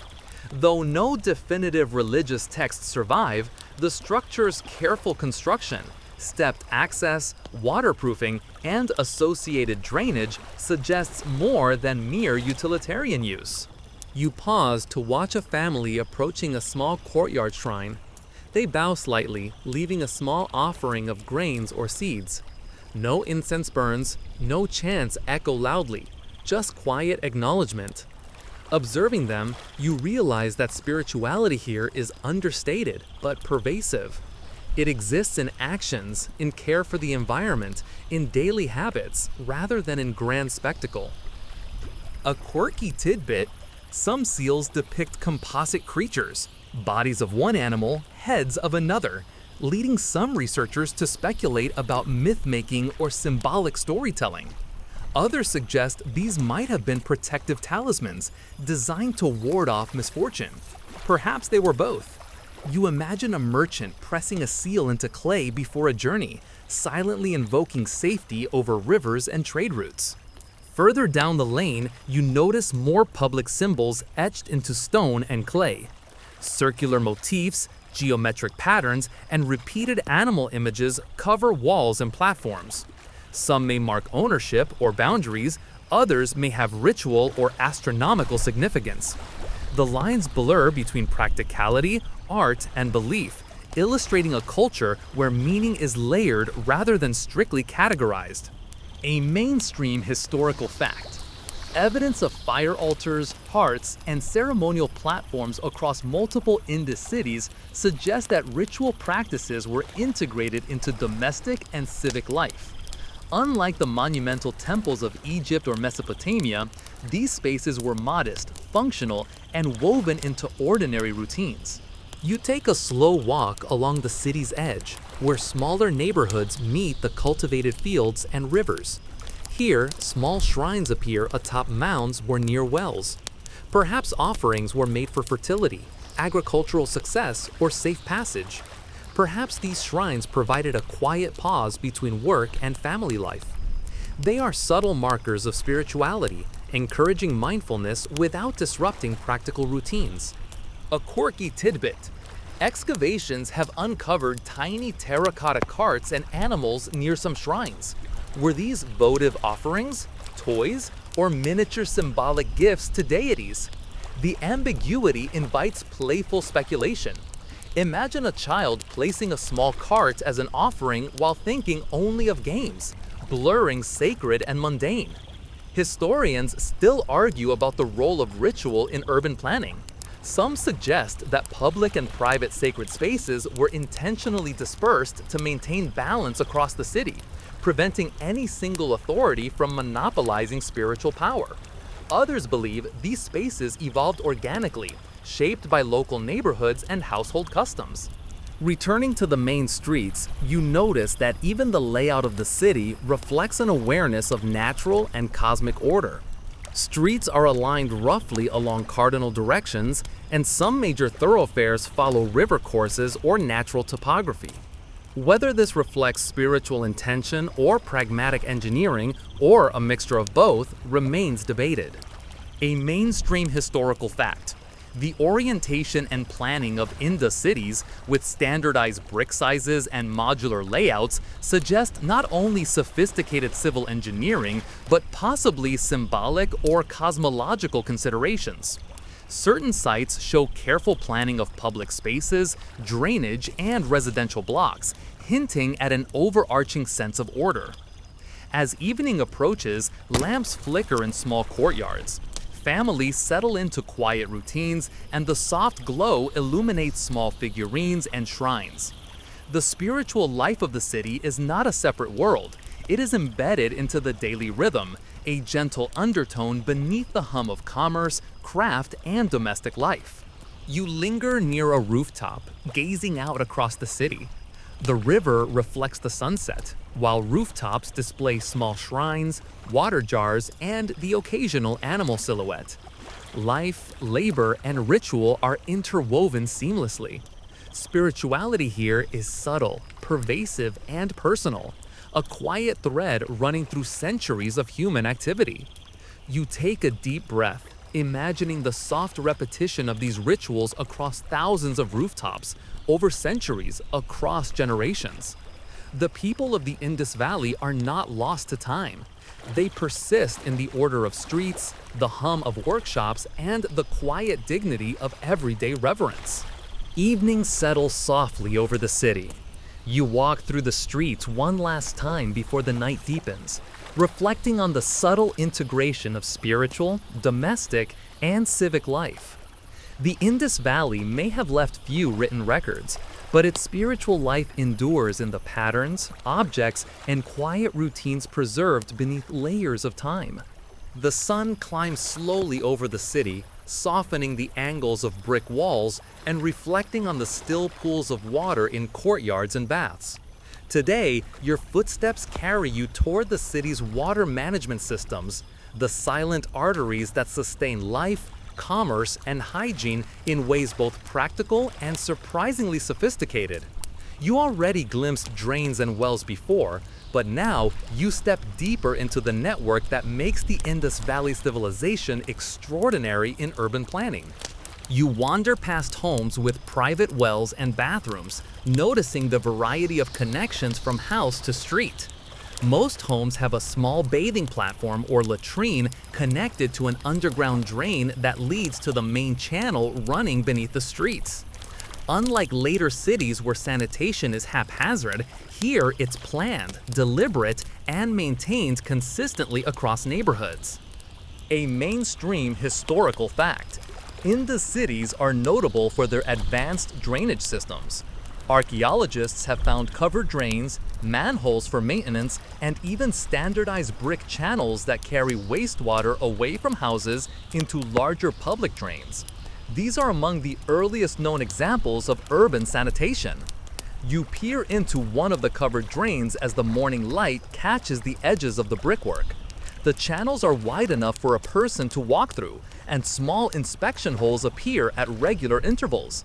You imagine someone centuries ago crawling inside with a lamp to clear debris, a nocturnal, almost heroic task that most of us never think about. A quirky tidbit: excavations have revealed remnants of tiny toys, small clay objects, and even seals accidentally dropped into drains.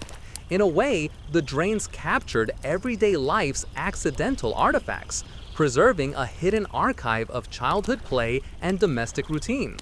It's amusing to think that centuries later, archaeologists would marvel at these tiny time capsules, wondering why someone's toy ended up in a sewer.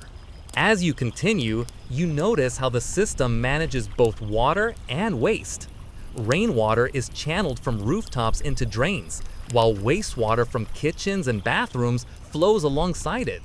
The separation isn't perfect by modern standards, but the engineering is far ahead of contemporary civilizations like Mesopotamia or Egypt, where drainage was far less systematic. Historians still argue about whether the uniformity of these systems indicates centralized control or communal standards. Were there inspectors ensuring compliance, or did neighborhoods self-organize, adhering to long-standing cultural norms? The truth is likely a combination of both, a subtle coordination that relied on social cohesion rather than overt enforcement. You move toward a larger structure, possibly a communal bathing or ritual site. This could be the famous Great Bath at Mohenjo-daro, or a smaller local equivalent. The steps leading down into the water are worn smooth from centuries of use, while the walls are carefully plastered and waterproofed. The water here seems pristine compared to the murky flows in street drains. A mainstream historical fact: the Great Bath, measuring roughly 12 meters long and 7 meters wide, was constructed with watertight bricks and a sophisticated drainage system. Archaeologists believe it was used for ceremonial or ritual bathing rather than daily hygiene alone, though the exact purpose remains debated. Nearby, children play by the edges of smaller pools, mimicking adults' routines. You notice them tossing small clay seals or stones into shallow water, their laughter echoing against walls that have stood for centuries. It's a charming reminder that utility and play coexist in these cities, with every pool serving multiple purposes: sanitation, ritual, recreation, and perhaps teaching younger generations about water management. A quirky tidbit: in some excavations, archaeologists have found miniature terracotta animals placed near bathing platforms. These might have been toys, offerings, or symbolic markers. The duality of practicality and ritual in water spaces seems consistent across urban sites, reflecting a cultural habit of layering meaning onto ordinary life. You continue down a street lined with modest homes and small drains that join the main channel. You notice that each drain has small offsets or catchment basins, likely designed to slow water flow and trap sediment. This prevents blockages in the main system, a clever solution that suggests careful observation of fluid dynamics long before modern engineering principles existed. Historians still argue whether the drains were cleaned regularly or relied on natural flow to maintain function. Some suggest communal maintenance days when residents collaborated to keep water moving smoothly, reinforcing social cohesion alongside hygiene. Others think that natural wear and human adaptability were enough to keep the system functional for decades. Moving toward the edge of the city, you find a series of wells arranged in a grid. These wells are deep, often lined with bricks for stability. Women and men draw water with pots or buckets, carefully balancing them on shoulders or hips. The water is used for cooking, washing, and drinking. It's clear that the city's success hinges not just on grand architecture or trade, but on this invisible, meticulously maintained hydraulic system. A mainstream historical fact. Archaeologists have found evidence of over 700 wells in Mohenjo-Daro alone, with many households having private wells. This widespread access to groundwater was unusual for ancient civilizations and contributed to the city's remarkable sanitation and public health standards. You pause near a covered drain and listen to the faint flow of water. There's a steady, soothing rhythm, a gentle reminder of continuity. Generations of people relied on this flow, adapting to seasonal floods, droughts, and river shifts. The city seems to breathe with the water, expanding and contracting in response to the natural environment. A quirky tidbit: some evidence suggests that small fish or aquatic plants may have naturally inhabited parts of the drainage network, unintentionally creating a miniature ecosystem. Whether they were tolerated, ignored, or even appreciated is unknown, but it adds a layer of life to what we might otherwise think of as purely functional infrastructure. As the sun rises higher, you follow a network of covered drains that eventually spill into larger channels, ultimately joining the Indus River itself. This is the circulatory system of the city, moving water, waste, and, symbolically, life itself. Observing it, you sense how the civilization's practical intelligence and social organization intertwine with rhythm, patience, and foresight. Historians still argue about the relationship between water management and social hierarchy. Some scholars believe that access to wells and sanitation contributed to a relatively egalitarian urban environment, while others suggest that wealthier households may have had better facilities or more reliable water.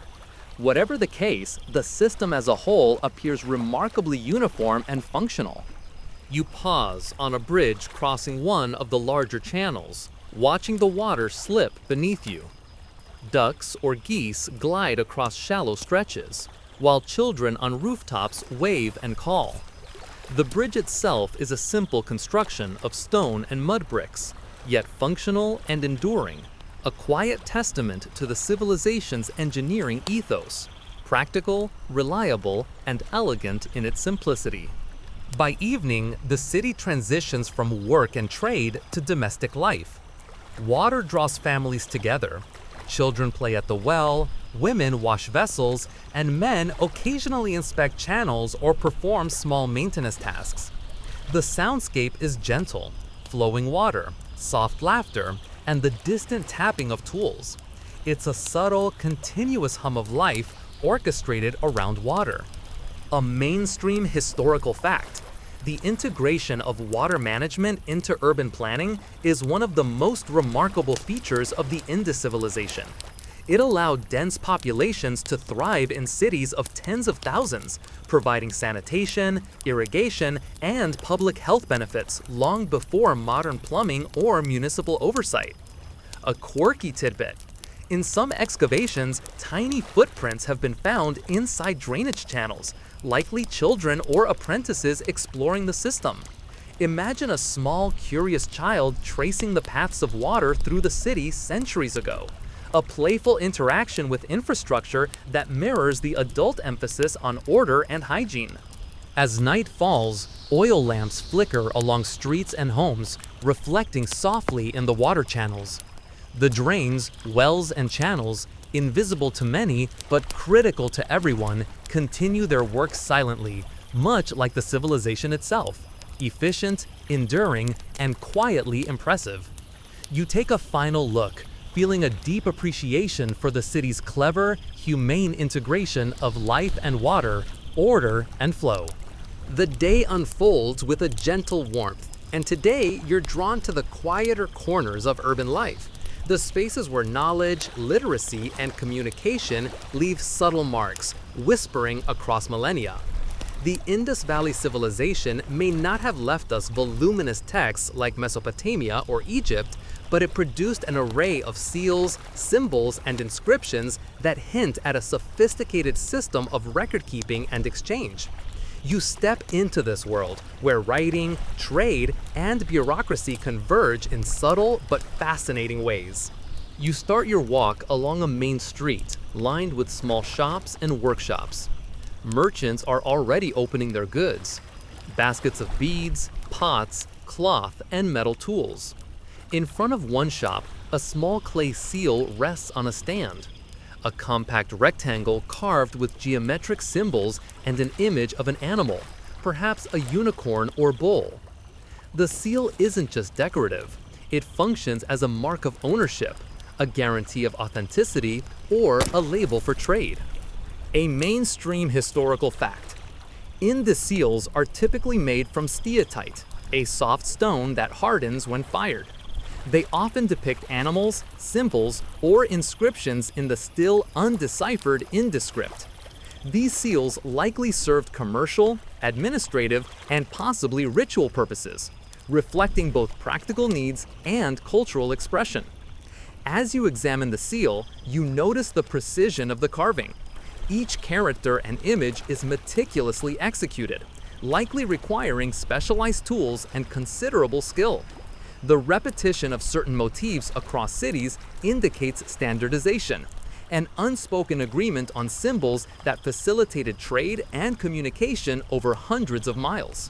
A quirky tidbit: some seals depict animals that may never have existed in reality, leading scholars to speculate that they were mythical creatures, symbolic markers, or shorthand for abstract concepts. Imagine a merchant pressing a seal of a one-horned beast into clay to authorize a shipment, while the creature itself exists only in imagination. Walking further, you pass a row of small rectangular tablets, each etched with linear marks or impressions. You realize these may have been used for accounting, tracking quantities of grain, livestock, or manufactured goods. Some show careful grids or counting symbols, hinting at a complex, numerically aware society. Historians still argue about the extent to which the Indus script represents phonetic language versus symbolic shorthand. Without bilingual texts like the Rosetta Stone, we can only infer meaning through context, repetition, and comparisons with contemporary scripts. The mystery adds a layer of intrigue. Each seal, tablet, or inscription is a puzzle, silently inviting interpretation. A mainstream historical fact: archaeological finds suggest that seals and inscriptions were used primarily for trade and administrative purposes.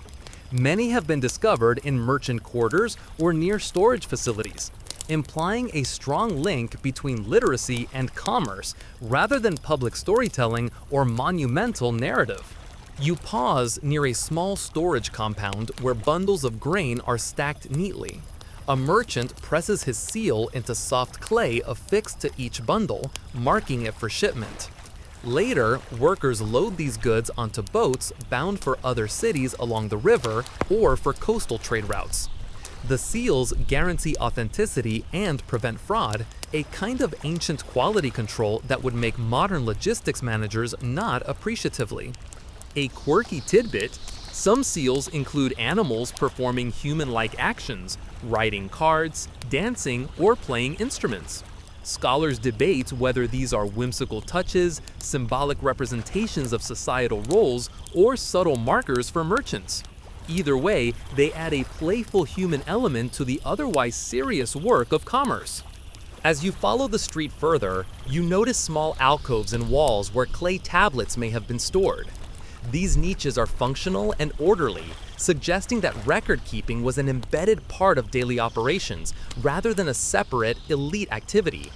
It's easy to imagine apprentices learning to carve symbols, noting quantities, or organizing inventories, participating in a quiet but essential civic rhythm. A mainstream historical fact: the Indus script remains undeciphered, but statistical analysis indicates that it likely conveyed linguistic information, not mere decorative marks. Its use on seals, tablets, and pottery suggests a literacy rate sufficient for administrative purposes, though probably limited to merchants, artisans, and officials. You notice how communication flows seamlessly between workshops, homes, and markets. Seals authorize trade, inscriptions track inventory, and symbols communicate identity and ownership across distances. The system is decentralized, yet remarkably standardized, a testament to organizational intelligence, social cohesion, and mutual trust. Historians still argue whether the Indus script encoded religious concepts, commercial transactions, or both.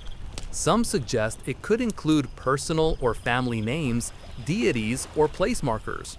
Others believe it functioned primarily as a practical tool for managing goods. Perhaps it was all of these things at once, a versatile language for a complex urban society. A quirky tidbit: some seals include tiny holes along their edges, suggesting they may have been worn as amulets or carried as personal identifiers. Imagine a merchant walking through a bustling market, seal dangling from a cord, ready to authenticate goods or signal status. It's administrative, practical, and a bit like carrying a business card around your neck. You stop by a small marketplace where merchants exchange goods and verify quantities. Each transaction is deliberate, guided by careful observation, seals, and verbal agreements. You notice that the precision in counting and recording reflects a deep cultural respect for order and fairness, reinforcing trust between buyers and sellers. A mainstream historical fact: excavations at major urban centers reveal standard weights and measures, suggesting that trade depended on uniform systems rather than local improvisation. Small, carefully carved stone weights in multiples of standardized units were likely used alongside seals to ensure consistency in transactions. A quirky tidbit: some stone weights are shaped like animals or geometric shapes, turning mundane measurement tools into objects with aesthetic or symbolic appeal. Even numbers had personality here. You can almost imagine a merchant chuckling at a tiny elephant-shaped weight while balancing grains for trade. By evening, the city hums with quiet activity. Markets wind down, seals are pressed one last time, and merchants tally their goods. Children imitate adults, arranging tiny clay models or practice seals, learning the subtle arts of counting, recording, and negotiating. The streets are orderly, the workflow rhythmic, and the civilization's intellectual heartbeat pulses steadily beneath the surface of daily life. As night falls, lamps glow in small workshops and market stalls. You watch the last merchants close their stalls, tucking away seals, weights, and records for the night. The quiet streets echo with footsteps, water dripping from a nearby drain, and the occasional clatter of a closing shutter. Knowledge, record-keeping, and literacy are woven seamlessly into the city's rhythm, subtle yet enduring. The Indus Valley, in its devotion to clarity, order, and precise communication, teaches a gentle lesson: that civilizations endure not only through grand monuments or armies, but through meticulous care, daily practices, and the quiet flow of information. You step onto a rooftop to watch the city settle beneath the stars, imagining thousands of records, seals, and symbols quietly preserving human intent across generations. The city glows under a soft morning sun, And today, your wandering brings you to the streets and lanes that connect the pulse of daily life, the bustling hubs of commerce, the quiet alleys of domestic work, and the subtle choreography of community interaction. The Indus Valley's urban fabric is a study in balance. Streets, buildings, and people arranged with practical precision, yet breathing with life and culture. You start your day at the central marketplace. The air is filled with a mix of scents: earthy clay from pottery, the faint tang of metal tools, fresh grains, and perhaps the lingering aroma of cooked lentils from nearby homes. Merchants display their goods in neat arrays: beads strung in tidy rows, polished pottery stacked like miniature towers, and small bronze tools arranged by size and function. A mainstream historical fact: archaeologists have uncovered organized market areas in Indus cities, with standardized brick platforms, storage spaces, and stalls. These spaces suggest not chaotic haggling, but methodical trade, likely with local regulation or community oversight to maintain order. You notice the quiet rhythm of commerce. Buyers and sellers speak softly, gestures are deliberate, and transactions are carried out with seals, weights, and measured quantities. There is no shouting, no theatrical bargaining. It's a civilization that seems to favor calm, efficient, and fair trade. A quirky tidbit: some small tokens or seals may have functioned as coupons or vouchers for goods, essentially ancient loyalty cards. Imagine a merchant nodding to a returning customer, handing over a tiny clay token that guarantees a certain amount of grain or a small discount. The practicality and playfulness of it is charming. You follow a narrow lane off the market, noticing how residential and commercial spaces intertwine. Workshops spill into streets, pottery wheels spin in shaded alcoves, metal workers hammer gently, and women grind grains or prepare food in open courtyards. Life flows seamlessly, blending domestic work with trade, public engagement with private routine. Historians still argue whether the close integration of homes and markets reflects social cohesion or pragmatic necessity. Perhaps it's both. A system where everyone's labor contributes visibly to the life of the city, reinforcing interdependence and community trust. A mainstream historical fact: excavations show that many streets were planned with uniform widths, drainage channels, and brick paving. This regularity facilitated trade, movement, and sanitation. The urban grid, often aligned to cardinal directions, speaks to deliberate planning rather than accidental growth. You pause near a small bridge crossing one of the covered drains. Children splash in shallow water, learning through play, while women and men continue their work along the banks.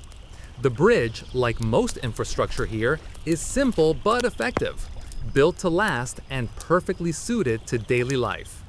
A quirky tidbit: some street layouts suggest that certain lanes were designated for specific crafts or trades. You might find a lane of bead makers, followed by a row of metal workers, and then a series of merchants. It's almost like a neighborhood of specialized skills, anticipating the concept of modern industrial zones by millennia. As you continue, you notice the subtle organization of public spaces.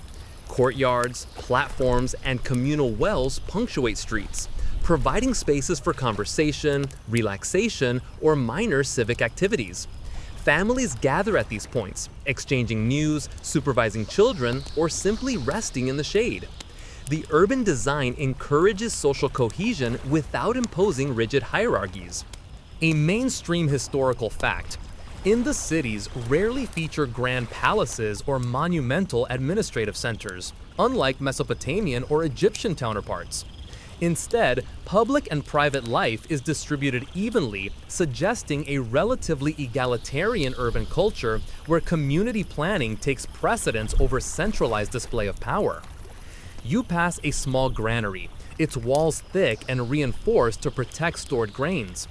Farmers and merchants bring in sacks of wheat, barley, and sesame, carefully weighing and stacking them for storage or trade. The granary is modest but crucial, ensuring food security for the city's residents. A quirky tidbit: Some granaries show evidence of small openings at the base for pests like rodents, almost like tiny rat doors to trap invaders.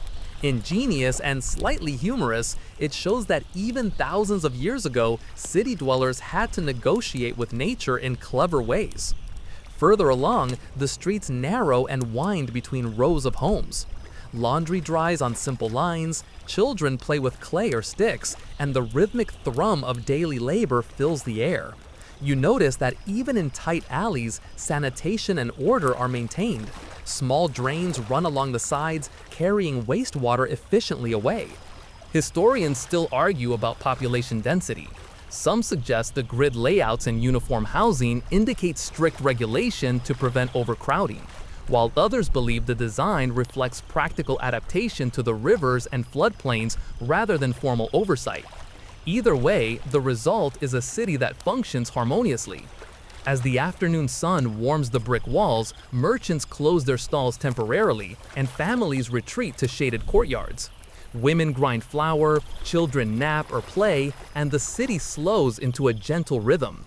The streets, once bustling, now feel spacious and tranquil, a living, breathing organism at rest. A mainstream historical fact: residential areas often include private wells, bathing platforms, and storage rooms, reflecting a high standard of domestic comfort. Urban planning accommodated both community needs and personal privacy, blending functionality with subtle elegance. A quirky tidbit: some homes contain small niches with miniature figurines or symbolic objects, suggesting personal or household rituals embedded into daily life. It's easy to imagine a family quietly placing a tiny clay bowl on a shelf, hoping for good harvests or protection, a small touch of magic in ordinary routines. Evening falls, and the city softens under golden light. Streets grow quiet, markets close, and rooftops host families preparing for night. The rhythm of trade, craft, and domestic life folds gently into rest. From the perspective of someone walking these streets, the Indus Valley is not just a collection of bricks and clay. It's a living system of interconnected routines, small innovations, and human interactions that sustain both survival and community. You pause on a rooftop, looking down at the labyrinthine streets below. Children chase each other, small fires flicker in cooking areas, and shadows stretch across brick walls.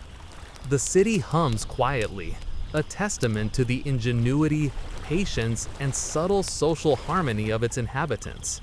A final thought drifts over you. Even without monumental rulers, massive palaces, or written decrees, the city functions with elegance, intelligence, and rhythm. Its power lies not in domination, but in meticulous organization, cooperation, and the shared understanding of daily life. The sun dips low, casting long shadows across the brick streets and riverbanks. Tonight, your footsteps carry you through the quieted city, past emptied markets, shuttered workshops, and dimly lit homes.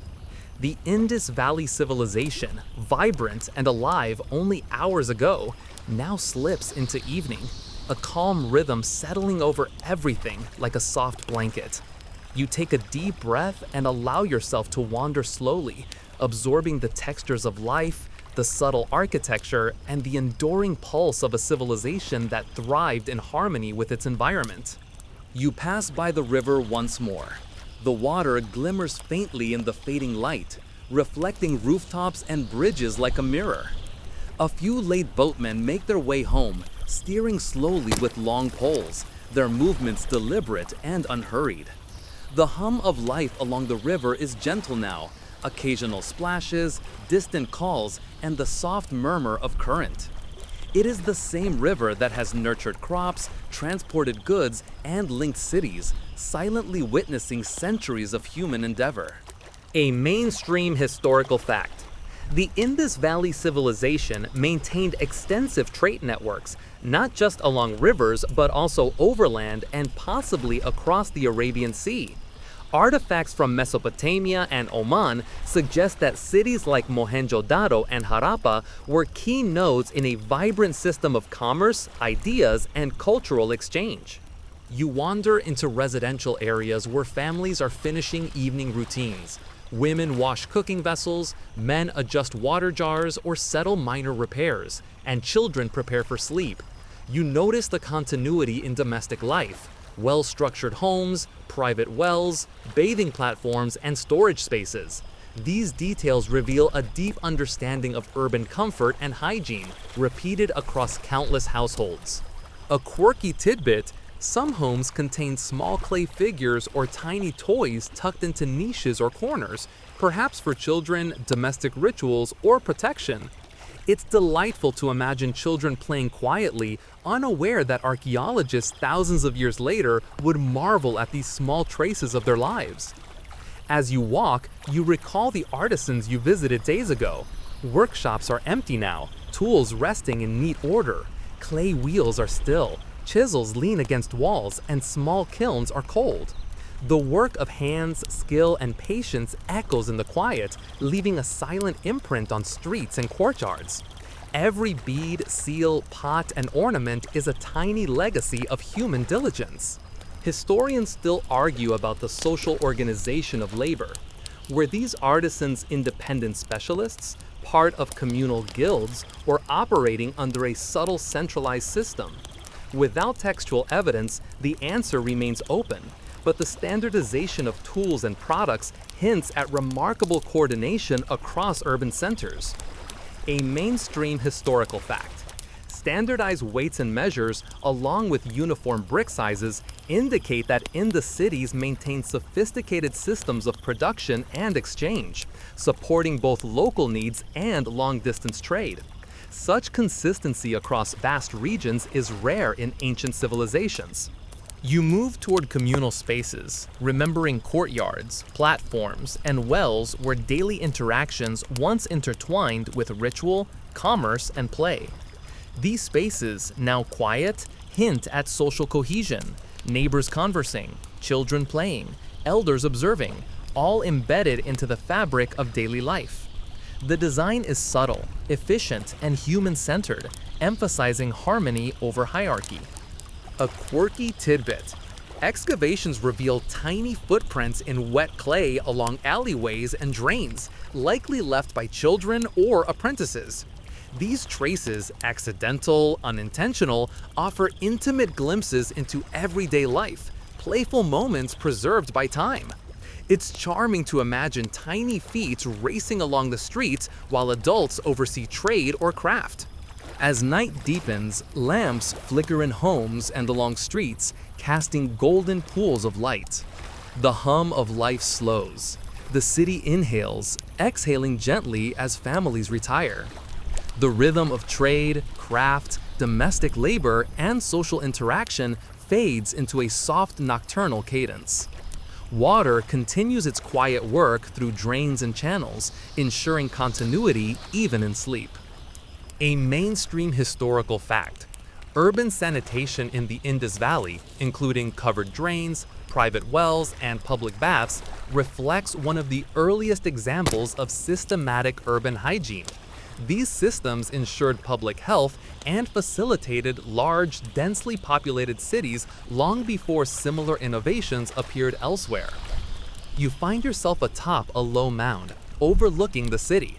Rooftops are dotted with small containers, water jars, and occasional figurines. Streets are empty now, yet the city feels alive, a network of careful planning, daily routines, and enduring human presence. The beauty lies not in grandeur, but in precision, balance, and the quiet rhythm of ordinary life. Historians still argue about the civilization's decline. Was it environmental change, river shifts, trade disruption, or social evolution? Evidence suggests a combination: rivers drying, crops failing, populations migrating, and urban centers gradually abandoned. Yet, even in decline, the city's thoughtful design, technological sophistication, and cultural patterns endured, leaving a legacy that continues to fascinate and inspire. A quirky tidbit: Even after abandonment, some Indus sites remained partially inhabited or revisited, perhaps for ritual purposes or seasonal work. It's as if the city left a soft invitation for later generations to reconnect with its rhythm long after its peak.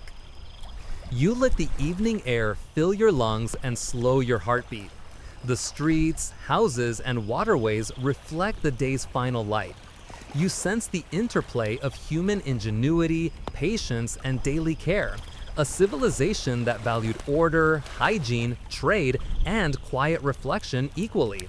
Life unfolded here with elegance, subtlety, and resilience, leaving traces that whisper across millennia.